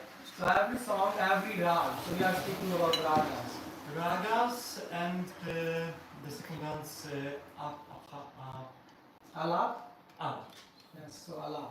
So if you see, every raga has a form. So rag, Bhairavi, rag, this, that. So the thing is, when we are praying to God, yeah. So first we become purified, and when also there are many songs, we sing songs of many saints. So it's not like you can just sing one thing. We have a lot of things, but we sing as per the scriptures. It has to be written in Sanskrit, or can it be? No, we have in different language also, in Bengali also. But it has to be bona fide. You cannot just invent something and say, well, God like this because I think. No, it has to be bona fide. And what about the divinity of Krishna? It's only Gita and Vedas and Puranas, or it's something else? You mean other things like other scriptures? Like scriptures or songs and poems written later than Gita. Yeah, I mean Vedas, Upanishad, Puran, everywhere I can show you. And the rest of the Indian literature about Krishna, it's not canonical for you? Or? No, but I mean all that. So do you have some specific literature in mind? I was talking about these songs that I mentioned, Yeah, so there is like, for example, songs of Mirabai, songs of Tukaram, songs of Narottam Das, songs of many saints. So India is a big country. Yeah. Every 200 kilometer food change and language change. So you can see like people practice Bhakti Yoga and they were using their languages and they develop their prayers in the local languages also. So we have more than 200 plus languages in our country. And by the way, I also was reading Christian saints. So it's not like doing that. And there is like Saint Teresa of Avila, right? If you read her prayers and if you read Gita, I find it's exactly the same. I mean, her realizations, which she is writing, is the same. Like there is a story about a Christian saint. Some angel came to her. So she was praying, and she speak to the angel. So angel appeared and angel asked her, so how are you? So she said, oh, I want to be the most humble person. I want to be the most humble. Angel replied, he said, so what you want to be the most humble? What do you think your qualification is to get humility? She said, oh, you are right, I have no qualification, I'm not qualified to get the mercy of God. So she said, so you think that, you are so special that God mercy cannot fall on you? So she said, and then she started praying again, and she got totally confused. So the angel replied her that, spirituality means emotions of heart, right? Not using intelligence. So then she started to pray by heart. So yeah, you have in Christianity I read in Islam also. Islam, actually, word Islam means surrender. Krishna is saying, Sarva dharman parityaja mam ekam saranam vraja aham tvam sarvapapabhyo mokshamaya. Surrender unto me. So the same. Sufi, they also sing the songs, Sufi tradition. They sing the Bhakti songs. So yeah, you don't have to know like Sanskrit. If you know Sanskrit, it helps just. Like if I know Polish, so I'm speaking in English because it's faster, but I know Polish also. When I know Polish, I can enjoy life more. Because there are like some jokes which you translate in English, they don't make so much sense. If you know it in Polish, yeah. So you have interest in music, seems. I have, I think, important question because all that we have talked about, Yes, please. I think is like lifetime philosophy. But where is the God? Who is Krishna for you? Look, my opinion is useless because I am a stupid person. But I can give you the definition according to the Shastras, right? Because you cannot create Dharma to Sakshat Bhagavad Gita, right? This is the thing. So, who is Krishna? If you are searching, Krishna is Bhagavan. Krishna is tu Bhagavan Swayam, right? Vedas, Upanishad, they say. So, who is Krishna? If you are searching for a person who is most beautiful, right? And if you search for a person who is most rich, right? If you search for a person who has the most strength, right, most power. If you search for a person who have most knowledge, and if you search for a person who have all these things and still not attached to it. But it is a personal person or only He is a idea? person. He is a person. God is a person. Why? Because, can you love an energy? Try to love, their energy you cannot love. That's why some people say God is, but he's some type of energy or thing. So Krishna says in Gita, he says, Avjananti mam mura. He said, when I come in the human form and display my pastime, then people don't believe me and they are fools. So God is a person, he has a form, he has a house. He has Okay, his so that books like Gita and Vedas, etc., is a word sending for humans by Krishna? Yes, by God. Mm-hmm. God has many names. Krishna is one of them. Okay. Krishna is his house name, nickname, very dear one says. But God has many names. You call them. How many names are there in Bible? 100 or something like that. 72. 72, right. Sorry, so yeah, in 100 are then in Quran, I missed that. Right? So you have, God has many names, but every name displays something. Krishna means all attractive. Okay. Yeah, that's God. Yes, please. I have this question, with social media and creating social media, you said like this is just a tool, yeah, and you can use it. And basically, to ask the question straight away, do you believe in objective morality and like your religion? What does it say about it? About morality? Is it like objective that something is good or wrong, or is it like not morality? Well, the thing is, obviously, so first you have to define morality. What is morality? Something good for me can be bad for you. One person food is other person poison, right? So how do we define this then? Like, so for us, the morality is what God believes is moral. So we follow the book. So God said this is moral, we said this is moral. This is immoral, this is immoral. That's it. We don't use our brain. and no matter like what are effects of the action, like it's not like utilitarian that I can, like it's not like utilitarian, like if I kill somebody and it will like I know help 5 people, then it's better to do that because it like overall if we can't it will be. No, I mean the thing is that's what Krishna is saying in Bhagavad Gita. He's saying the laws are very complicated to understand. For example, sometimes you help a person, but what this person will do? Let's say this person is, I don't know, sick, and you help him to recover. And after gaining help, what he does? He ends up stealing money and raping women. Do you think you help the person? You just destroy it. So when you follow your mind, why we follow God? Because look, you follow Google. Why do you follow Google? Because when you search in Google, you know the experience of the search result is much more than yours. That's why you follow technology.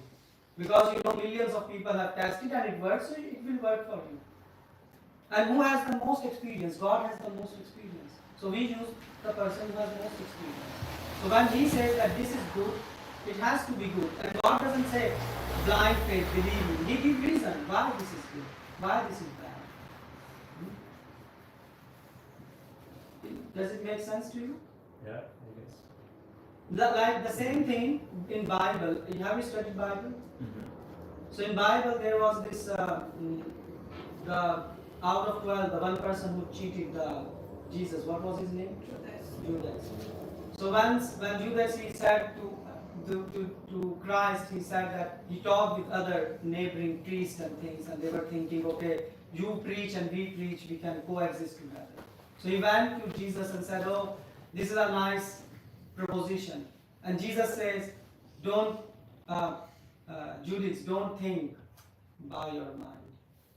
Think by your heart. Now this word heart is wrongly translated. I have a friend who studied Greek language and he studied Christianity. And he says that in original language, the word was soul.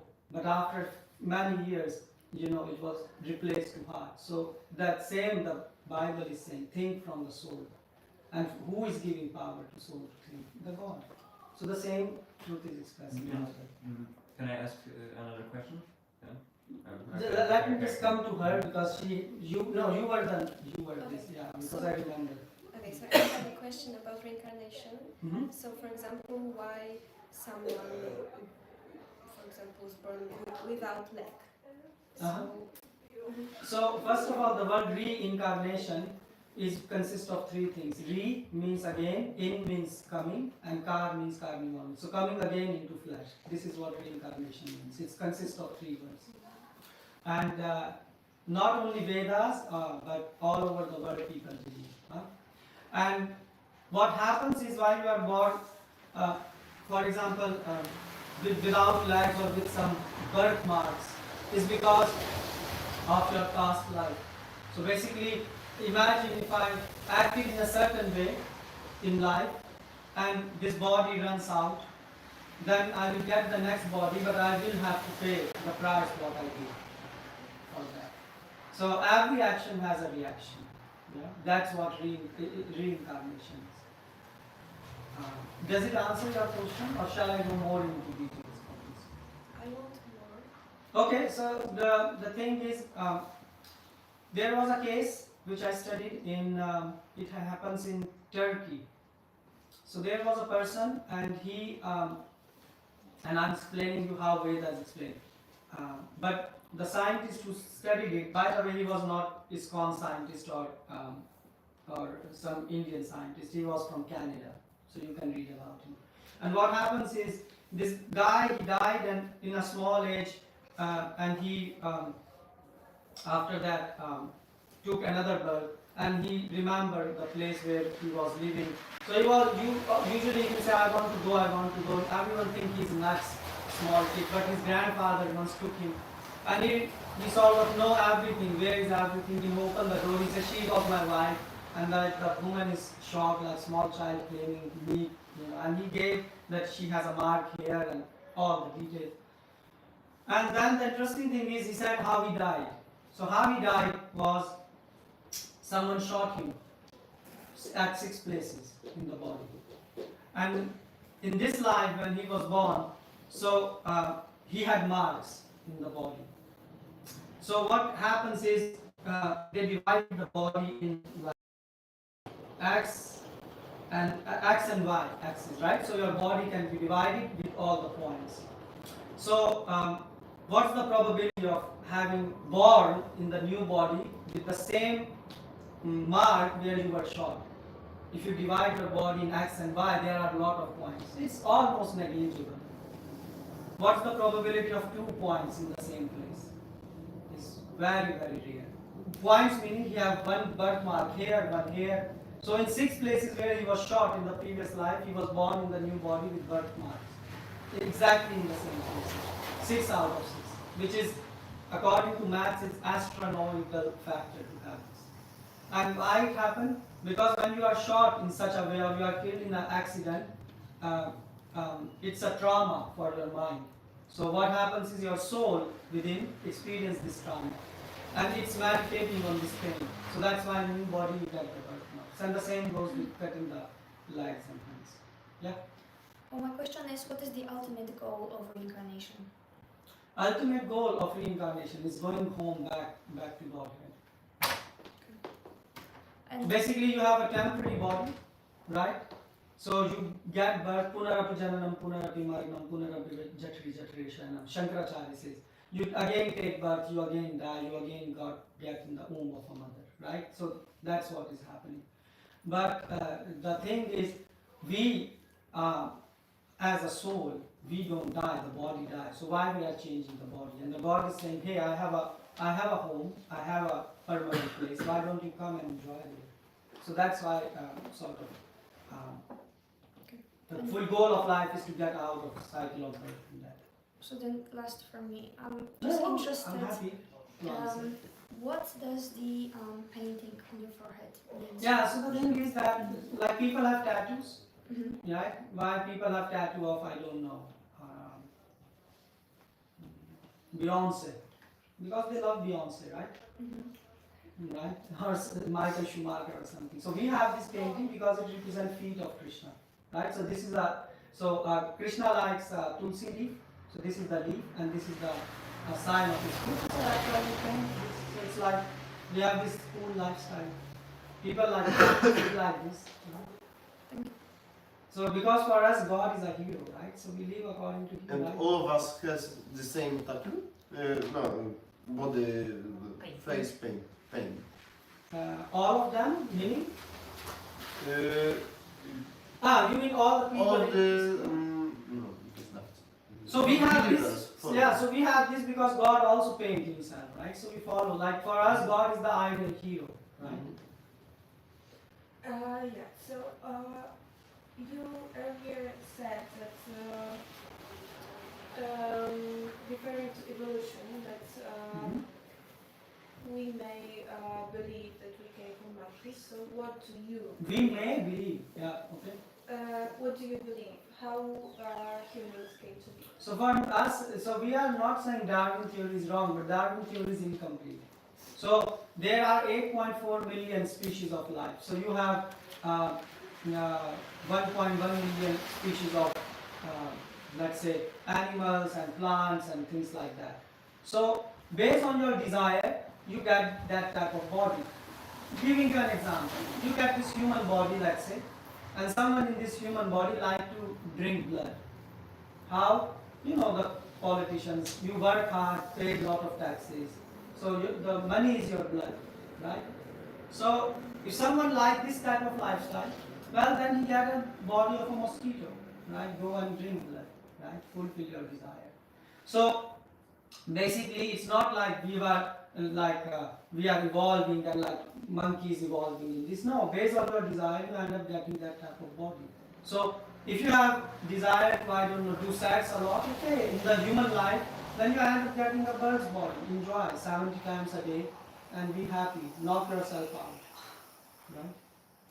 So basically, different desires are manifested in different bodies. So if you have that type of desire, you get that type of body.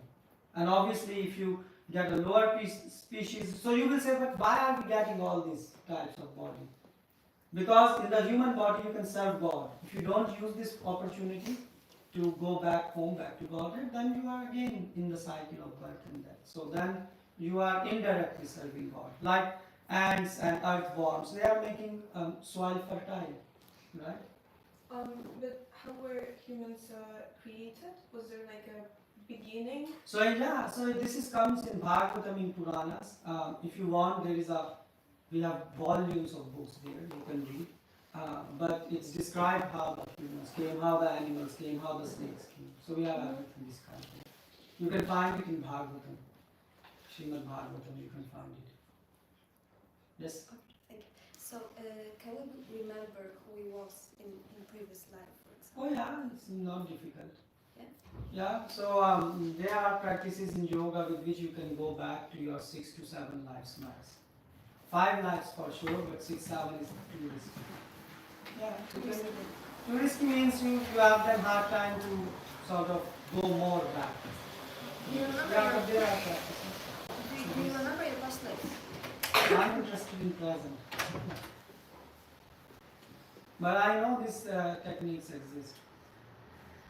My uncle is a yoga teacher, and he experimented this with his students, and he could show them the last 2 or 3 lives. But the problem was that he practiced in Europe, and one of his students whom he was practicing, this person was shot in Nazi camp.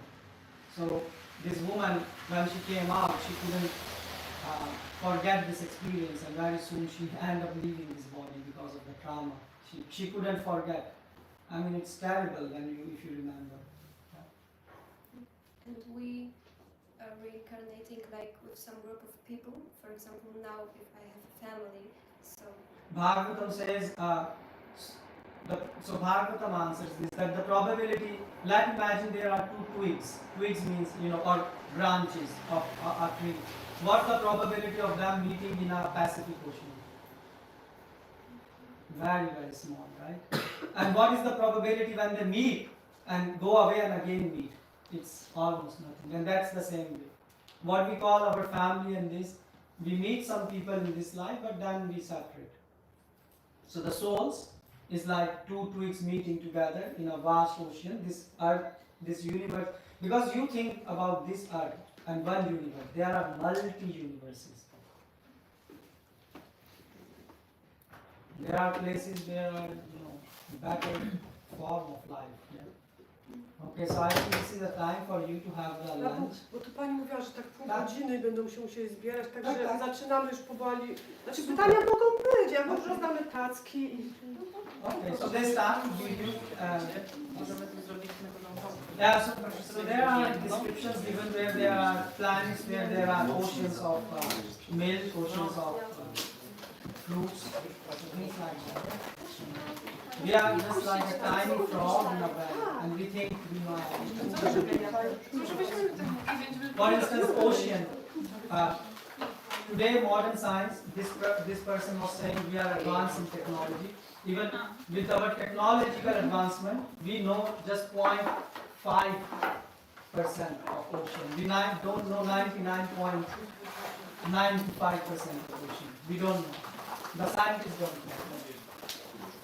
So,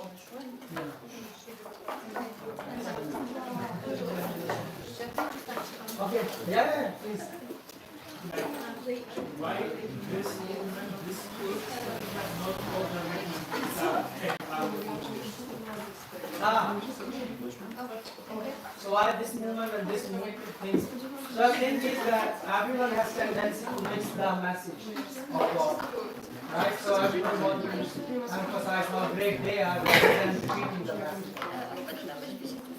That's why we have many so-called spiritual movements, like Osho, for instance, Osho. So they're all a person came from India. I mean, there were crazy ideas. Some people say you can get samadhi by sex, but this is not bona fide. So why this movement? Because we are the founder Acharya of this movement, Prabhupada, is representing Vedic knowledge as he is not adding or subtracting anything. Make sense? But for example, why not Christianity and other traditions that are saying like we got the knowledge from God? Well, the problem, the thing is, so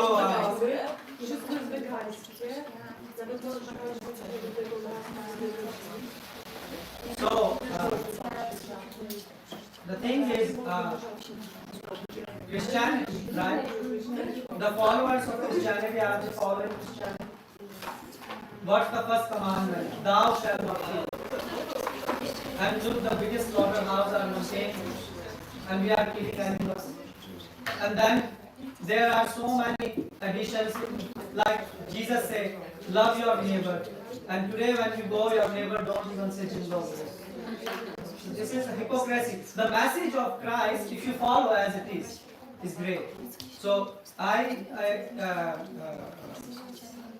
if you ask me that if you want to be a Christian, be the good Christian, means follow the Christ. And then you can go back home, back to God. The teachings of Christ are perfect. There is no problem in that. He is the sincere Son of the Lord. We have all respect for him. So you believe that like he was the Son of the God? Oh yeah, not I believe, it's in scriptures. It's everything, like even Buddha's mentioning was written in scriptures. Just like right now we are discussing philosophy. If for 2 minutes the air will go, you cannot breathe. We all will be dead, right? Who is making the air run? You say, well, nature or this. So you have the need for air. Air is provided. Food is provided. Water is provided. And the same way you have a need for knowledge. And knowledge is also provided by God. Just accept it. And he gave, Christ gave the same knowledge. Prophet Muhammad gave the same knowledge. Just the thing is, like in Bible, it says, you can leave the remaining here. Like in the Bible, they say, God wanted world and the world was created in 7 days, right? Now, how it is created, they don't have the details. If you want to know details, you can study Vedas. We have volumes and volumes. 3, like books after books, how things are created, or like this lady asked, how birds were born, animals were born. So the details are. You believe it like literally, like. Not believe it, Prabhu. Sorry, not believe it. We have a strong faith because I try it and I see it works. It's a science. It's not. I can believe on something, like I can believe this is iPhone, but you will say I'm nuts, right? Because it is not iPhone. So our belief can be different, but when you experiment and you see it works, and it works for so many people, then you have a strong faith in that. Yeah. Well, I suppose the question was more of the nature of the belief. Like the Christian would say that many of the things in the Old Testament were metaphors, right? Who? So. Have you met Christians like that? I met the Christians. and Christians who have studied Christianity, Bible, good, they don't find any discrepancies. So you have to meet the people who study the scriptures. I am speaking to the priest who lives in Austria, and we have meetings on Zoom. So he invited me and we discuss Gita and Bible, and he don't find any discrepancies. And he relished more Bible because he can see more depth, and he can see like what Christ was speaking was real message of God. Why? Because the same is represented in Gita. So if you go to educated people, they don't find differences. Those who have studied, those who don't have. That's why I begin this class by asking a question. Right? I ask you, do you understand the science of God? Or you just come for a religion? If you come for a religion, this is not a place. If you come for science of God, then yeah, this is a place. And the same you can find in Christianity. I have spoken with many Christians, many Orthodox Christians also, those who studied this. But obviously if you go, those people who didn't study, they can find a lot of difference. I mean, let me ask you this question in another form, or answer it. Do you think there is something called Polish sun and Indian sun and Hindu sun? Sun like this sun. Do you think like that? I suppose not. No. So there is one sun. We don't say every country have its own sun. The same thing, there is one God. There are no two gods. Right? That's a science proof. If you study Quran and things, you will understand that God is one. So then you will say, why then God want to confuse us? Why He didn't give message as it is? Like why He didn't just give Gita, for instance, right? Why He created Bible and things? Because depending on the people who were present in front of you. Like I am speaking with you at certain level, but if I will be speaking with the audience of scientists, I will be speaking in a different level. If I will be speaking with child, I will be speaking in different level. The same the Bible, the Christ said, I have a lot to give, but you are not ready to receive. You know? So He has a lot more to say. Because the people were not, I mean, they were not so qualified at the time of Muhammad. You know Prophet Muhammad, Islam? You know how the people were living? Like they were doing sex with a woman when the daughter was born. They didn't like the daughters. They were burying the alive baby in a desert. And can you understand the psychology of a people who are doing such things? The child is crying and they burn. And they do sex with anyone and everyone. So then the Prophet Muhammad said, at least don't do such things. You know? So then he said, oh, you can marry this much and that and that. That's why he gave rules. So that they will be less animalistic. So we should, for me, science makes me even appreciate Christianity, appreciate Islam more. Because I have respect for those saints who try to spread the message of God, and we are doing the same thing. We say you can chant the name of God in Christianity, become a good Christian. You don't have to change your way of living and this. Yes?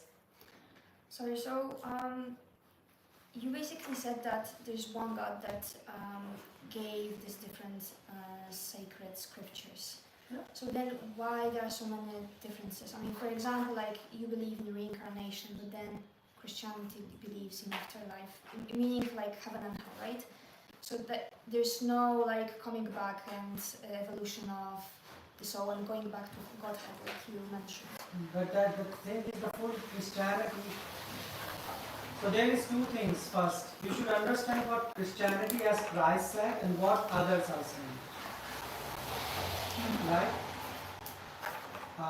For example, in Christianity, I met with one person who was preaching Christianity, and I asked him, he said there is no reincarnation. One life. Jesus is the only way. He was saying to me, right? So I said, okay, so Jesus is the only way, so what I should do? He said, become Christian. That's it, if you want to say it. I said, okay. So then I said to him, and what's after that? Right? He said, no, one life, only one life. So then I asked him, okay, one life, yeah? He said, yeah. So I said, then explain me, what about the kids which are killed in the small age. Abortion. I said, do you believe abortions are good or bad? He said, bad. I said, but how they are bad?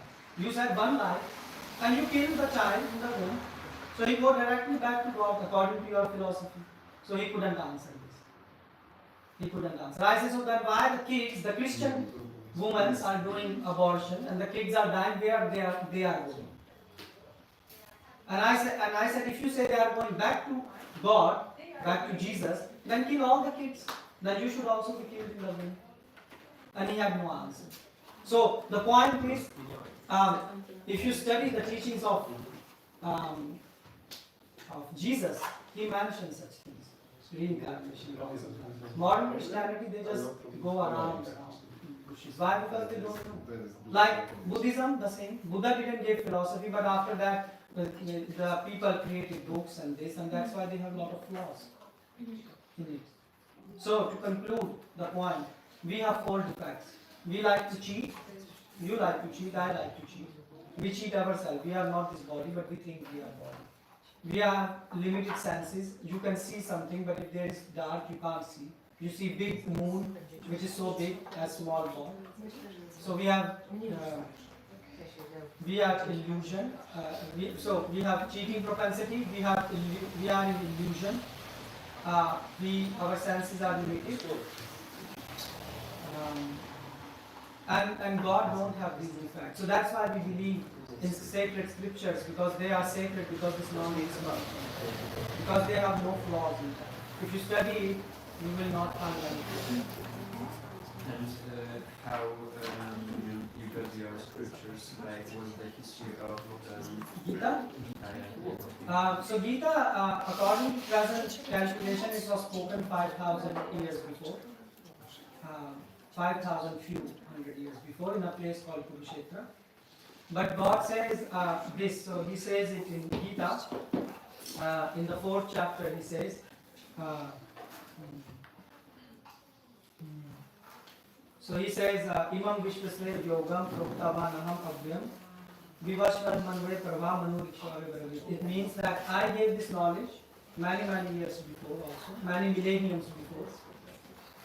But because of time, the knowledge was lost. So its origin is millions and millions of time before. Basically, it's originated not like 5,000 years before, but way long time.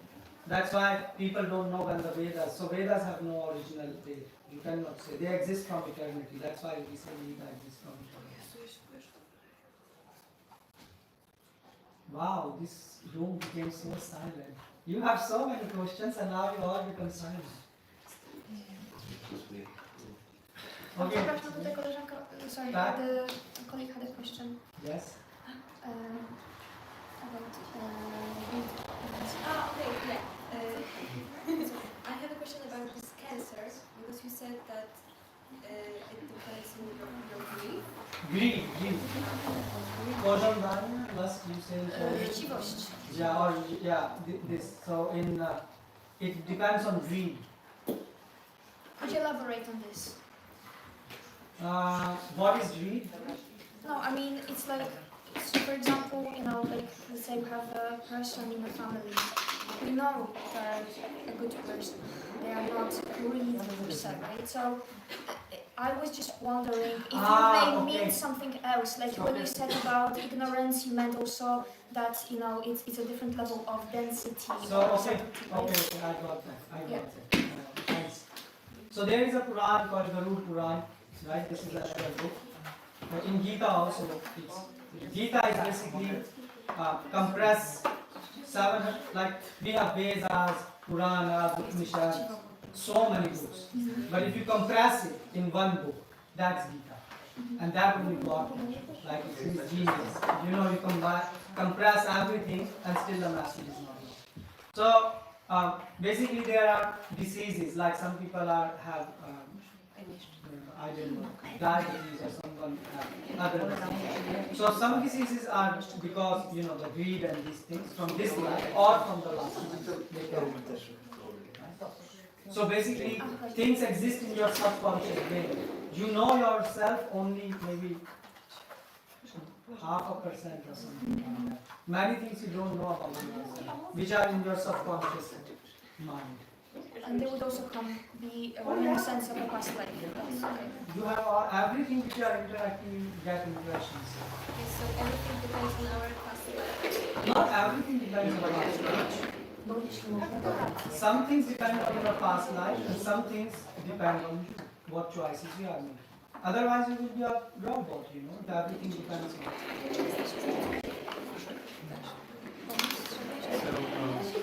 Is there such a thing in your worldview as fate? Like something is bound to happen? Yeah. This is a science, so there is like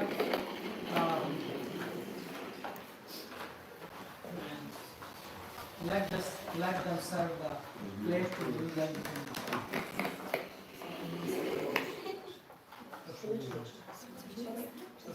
Dużo, dobrze. Wyceniła druga wyszka była lepsza dla wyjścia. Taką dostałam. Jest bardzo w porządku. Tak? Dobrze, ale teraz tak. Yes. Sorry, I just remembered someone told me that if you eat food from Krishna people, devotees, that means that make you reincarnate. Huh? Did you know about devotees? I know. I actually visited Krishna temples in London. Oh, at Soho? Yes, as well. Yeah. Very So nice you people. tasted the restaurant food? Yeah, I was helping them during COVID times actually. Very nice people. Oh, yeah, so tell me. Anyway, so Sorry. I heard, but not from Krishna people, from outsiders, that if you eat Krishna food, that means it will make you reincarnate as either a Krishna devotee or something like that. Yeah, anyways, one of the thing is this is people can have their theory. The reincarnation is anyways happening. If you, it's not like that you're not gonna die, right? Yeah. When you will die, you will get rebirth. But when you are with Krishna devotees, probably they will not only feed you your body, they will feed your soul also by giving you knowledge. So chances for you to go back to God are big, much bigger. Right. Okay.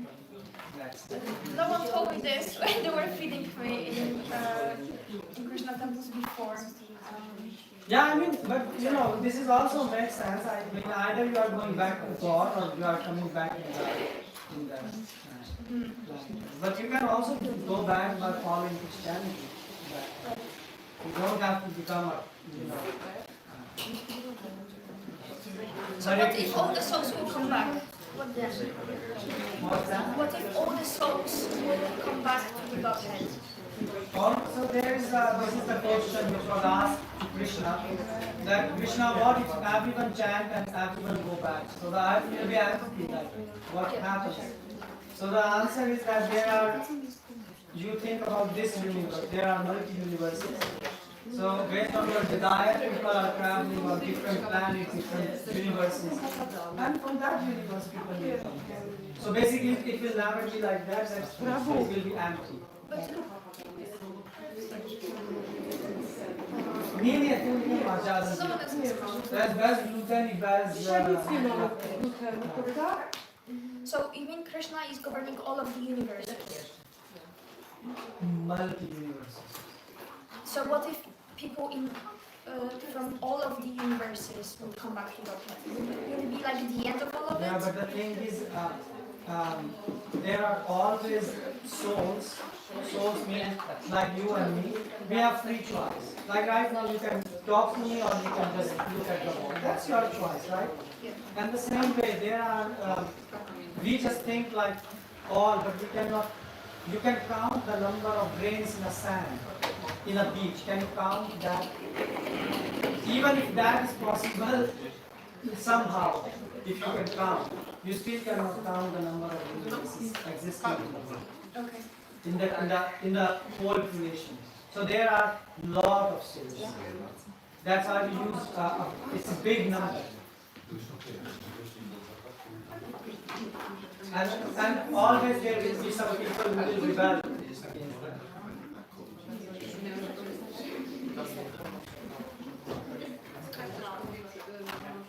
Is there something that you don't know, like from the scripture, like you have this really precise knowledge about like the evolution and this. No, I think I know nothing. I'm still learning. I'm born as student and I hope to die less student. So there's some sense of mystery in your religion, like. Yeah, I mean mystery or mystical thing. Other things that are unknowable.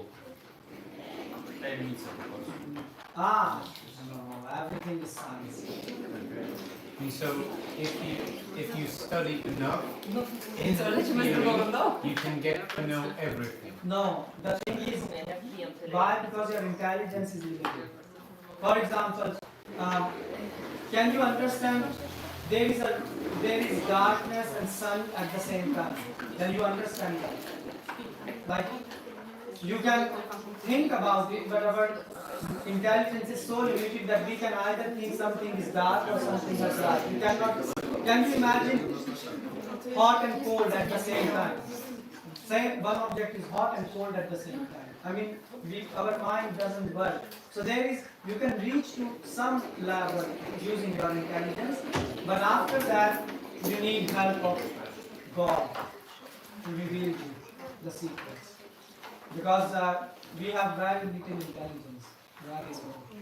Like Einstein said, he said, I just know pebble, few, and there is an ocean. So that's why we chant. When we chant, we come in contact with God, and then God also helps us. That's the mistake. Okay.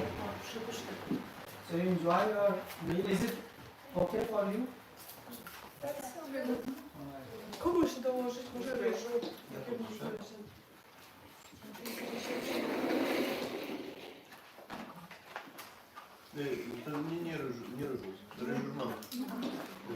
So what you are studying, going to study like in upcoming years on this, like you join the faculty of religion studies? Religious studies, yes. So what made you all join this? Why did you choose this? Well, I think everyone has different reasons. Okay, so what's your reason? Well, I have intellectual curiosity in the psychological aspect of religion and the cultural one the most. Like I actually became interested when I was reading works of Carl Gustav Jung.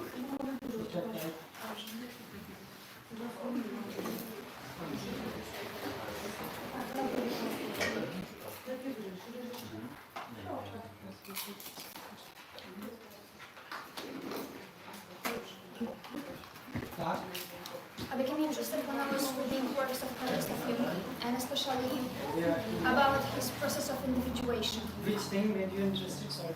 Carl Gustav Jung and his process of individuation.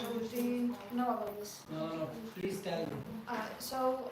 It's a theory that, he developed a theory that talks about the evolution of the human psyche. He says that it's universal, that everyone goes through that process, and that like at the start, our consciousness is ruled by ego, it's the part of consciousness. But there is the subconscious part to the psyche that is that through the process of individuation we can integrate it. And he said there are steps to it. Each step is defined by integrating one of the archetypes. And he says that each of the archetypes is basically a projection of the subconsciousness. So for example, like a shadow archetype would be everything that you don't like you. So once you realize that you don't have to like this person because they are it's because you don't like these qualities within yourself. That's when you integrate the shadow, and that means that you integrate this archetype and you can stop projecting it. But he says at the end of the integration process, there is archetype which goes to master of God, and he says that our ideas of God is also a projection of the first part of our self-consciousness, which some people interpret it this way, that it means that there's a part of God within each of ourselves as well. But I really like this concept of projecting, like that it's like in the heart of our psyche, and we have to get to meet it at some point. This concept which he is saying, it is coming also in Vedas. In Mahabharata history. So what happened? There were two people. So the task was given. One was, according to this story, he was a person who thinks he's best and everyone else is worse. Another person he had that he treated with others with love and care. So projected. So the task was the good person. It was said find a bad person. And to the bad person it was said find a good person. So both came. So he asked the bad guy. He said, so did you find a good person? Do you have a list? It was empty list. And he said, fine. So he said, except me, no one has. So he wrote his name. Because he was seeing everyone's faults and this, and only he had it. So he was projecting his qualities for the others. And the good person, they asked him, so did you found someone there? His analyst was also empty. He said, I couldn't find anyone there. Because when I analyze myself, I have so many bad qualities. And everyone I could find one good quality. So this philosophy remind me of this. And that's why I said without cultivating good qualities, people can do good things, but how can you do good things if you are bad? It's impossible. That's how I was giving I was talking to in a Silicon Valley, and they were tactical. So we delivered something for NASA. So there was a company-wide job, and the company founder was saying, "Oh, now we should be happy. We should respect each other." You know, and this sort of American way of spreading the culture. So I raised a hand, and I have a question. He said, "What?" I said, "So how do you remove envy from the heart? Because you're gonna give raise to some people, and the colleagues will feel." You know, that why I didn't go. Maybe they are even not jealous from other person, but they can feel inferior complex. And he had no answer for that. Because they think like speaking all these talks can make you work, but talks doesn't work. You know, if someone gonna treat you to jest bez wykryli dla this is made from Okej, oryginalnie. From Sochiwism.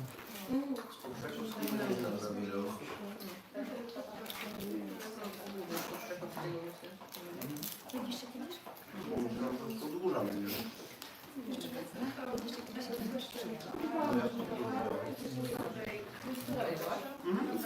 Teraz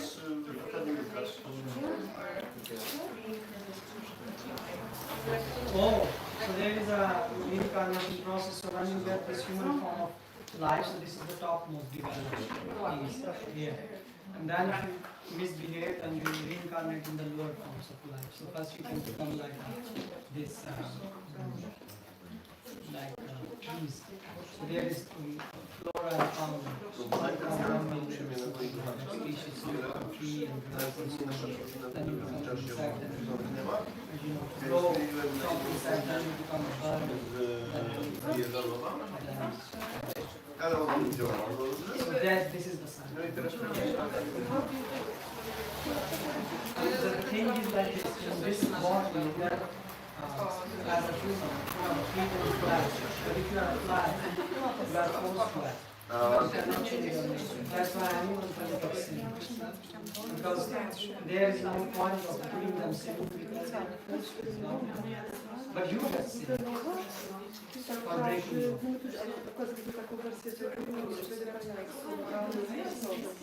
And what we are doing today, we are also, most of the people surviving the life. That's why they are not better than animals. Because we have this nice body and mind, and rather than using it, we are just living like animals. The survival. kuchni indyjskiej, aczkolwiek bardziej degustuje niż sama kuchnia. No to nie jest ładne, bo Ah, yeah. ale warto spróbować. Jeszcze może Szczelnie się sama poczęstowałam jeszcze do lokalu. So what happens is God is the form, and you can talk to him, you can see him, but right now we are not. Like if I want to meet the president of Poland, I can want to meet, but he wants to meet. I don't have qualification. The same thing that right now when we don't have pure means our mind, our thought process is not pure, our heart is not pure. We cannot see God face to face. So God is so kind. He comes in the form of Jesus. So we can see him and offer him all this. So that's how we can see him by our material eyes. But when you chant and your heart is purified, then you can talk to God face to face. I had a dream once about Krishna actually. And it was a dream when I went like through thousands of years of reincarnations, and then I met him. And then he said, "Okay, go back." And I woke up, and it was like crazy, it was very, very long. But I didn't wake up tired, which is perfect. So I don't know, what would that mean for someone who believes in Krishna? Well, the thing is, so first of all, one thing I can ask you, entice your thinking process. So there was a king in scriptures. So he saw that he's attacked and enemies overtook and kidnapped his wives and he's on the road. And he was penniless, walking, and then he was hungry and he saw someone distributing food. And he said, "Oh, I can get." And he reached and the food was over. He was in more agony. And then the person saw, "Let me scratch the bottom of the pot, maybe something is left." So he scratched, gave this, and he was happy because he had practically haven't had from weeks.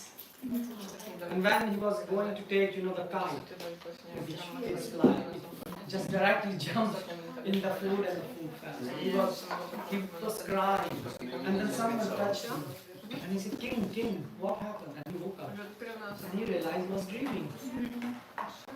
But next day, this news was in the full kingdom, and he wanted to understand this dream, what this dream was all about.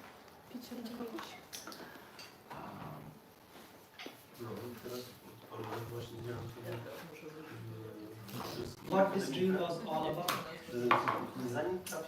So he was asking people who could be qualified. So there was one person, he was a big philosopher and intellect person. And then he said, "King."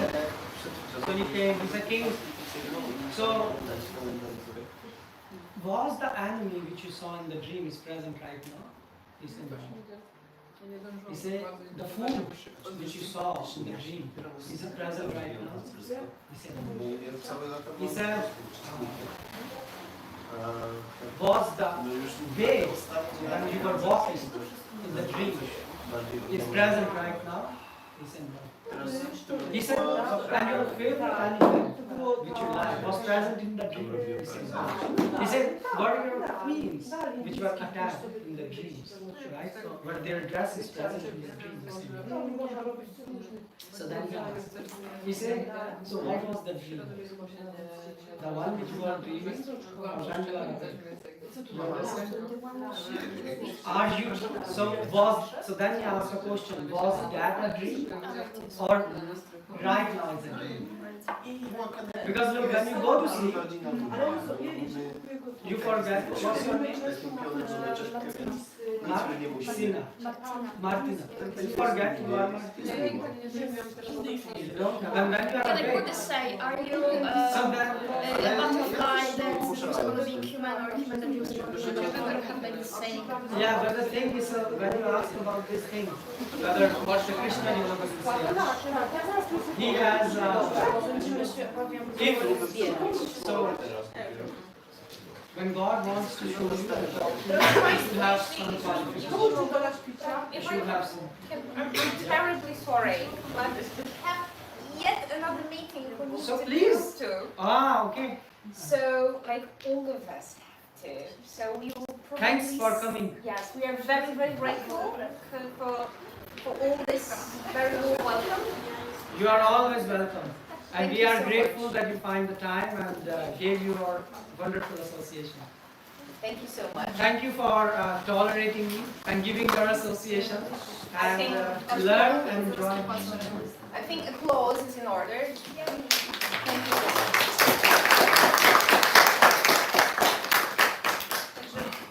Powolutku się zbierali. Jest tam dobrze, ale jeszcze o, dobra. Ja się przejdę z workiem. Taka taktyka, że nas zagadają tak, że nie zdążymy do konferencji. Jest to jakaś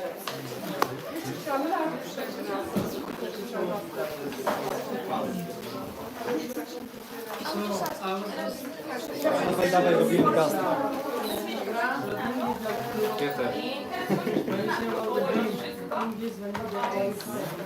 Dobra, tam jeszcze jedzie chyba. Do mnie można. Tu może tam do dobra, nie mam nadziei, że teraz mieści najwyżej puścicie. Co z czystymi rzeczami? Bo są pani To proszę może do kuchni, tam w tamtą stronę. Dobra, czekajcie, worek raczej mam przynieść. Dobra.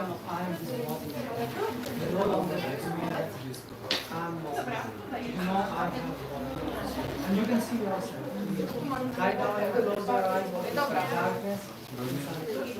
Proszę, aby wiedzieli, jak to było zainteresowany. Chciał zrobić więcej.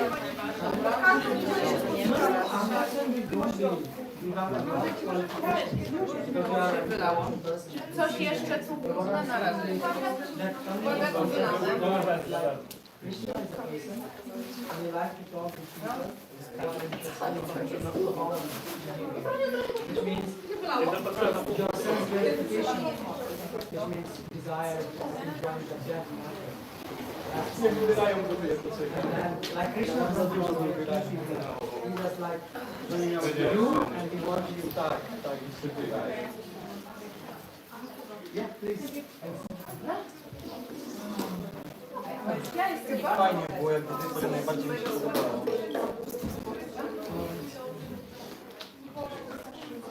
Co? To znaczy 5 razy spytaliście o to samo, o karmę, ale tak poza tym Co tu się można było składać? nie, znaczy 5 osób. Nie 5 osób, tylko trzeba 5 razy święcić. O, jak to Państwo? Powolutku można się ubierać, bo boję się, że no wszyscy się nie zmieścimy w tym przedpokoju, więc powoli proszę się ogarniajcie i można wychodzić, bo jeszcze te drzwi są takie, powiedziałabym, wahadłowe. Dobra.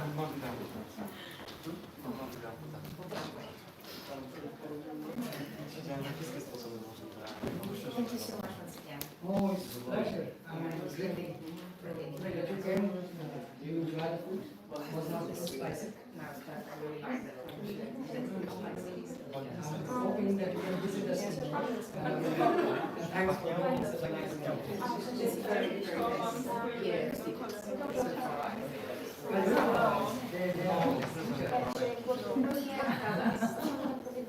Muy bien, Thanks. Hope to see you soon.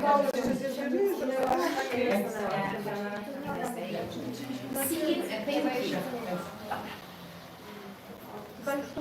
Aha. dobrze, bo niestety przyznaję, trochę mi spadło, ryżu bardzo przyznaję. Tam jest chyba jest miejsce na to. Tak się dzieje, jak się tak Słuchajcie, kto się był uprzejmy ubrać, to wychodzić, bo nie mamy jak przejść. W sensie, tak? Panią bardzo się wysłużyłem, bo ja nie chciałem być dla niej niemiły, więc... Tak, ja wiem z autorytetu doktorskiego, po prostu ja zadam w ten sposób, tak? Wchodzić, wychodzić, proszę uprzejmie. Ktoś musi, nie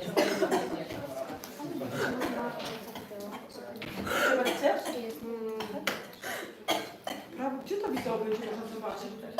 Będzie ci na dziwę, że Chyba Enrico Martin będzie miał dostęp do tego wideo. No właśnie, co może, ja bym chciała numer telefonu. Wyślij. Tak. Tak będzie bardzo, bo jeszcze nie wiemy sami, gdzie to będzie. Bo to jest język angielski, to tak na grupy. No, ja sobie zapiszę tam.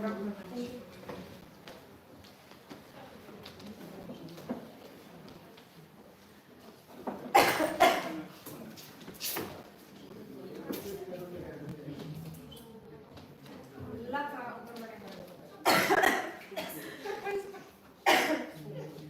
W pewnym momencie bardzo mi się podobało.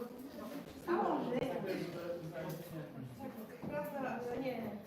Znaczy myślę, że też rodzice angliści nie byli bez... Chyba jest naśladowanie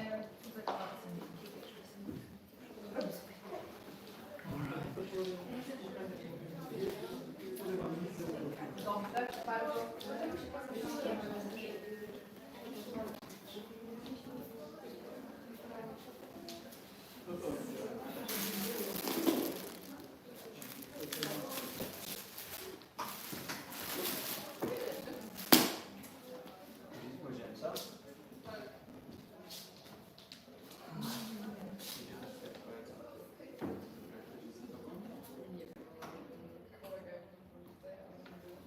Were you able to follow? Class?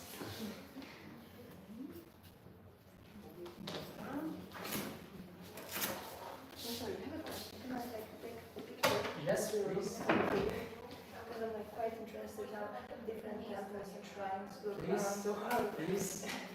And it kind of resembles like Shintoistic shrines of Japan. Ah, you were in Japan? Yes. And It's a nice country. yeah, it is.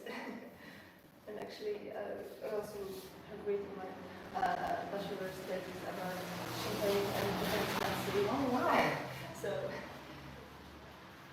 I just thought it's quite interesting how there are some similarities.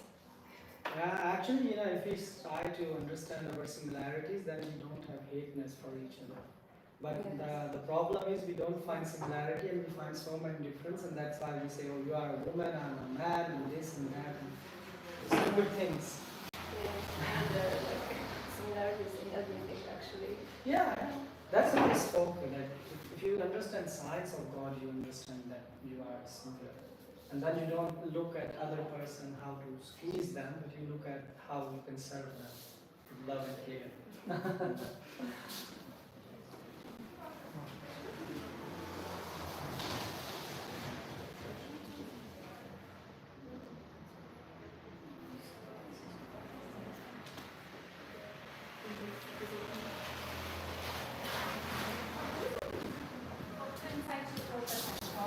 Tu.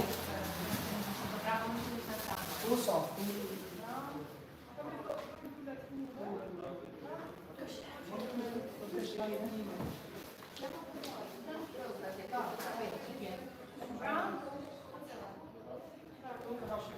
Dobrze.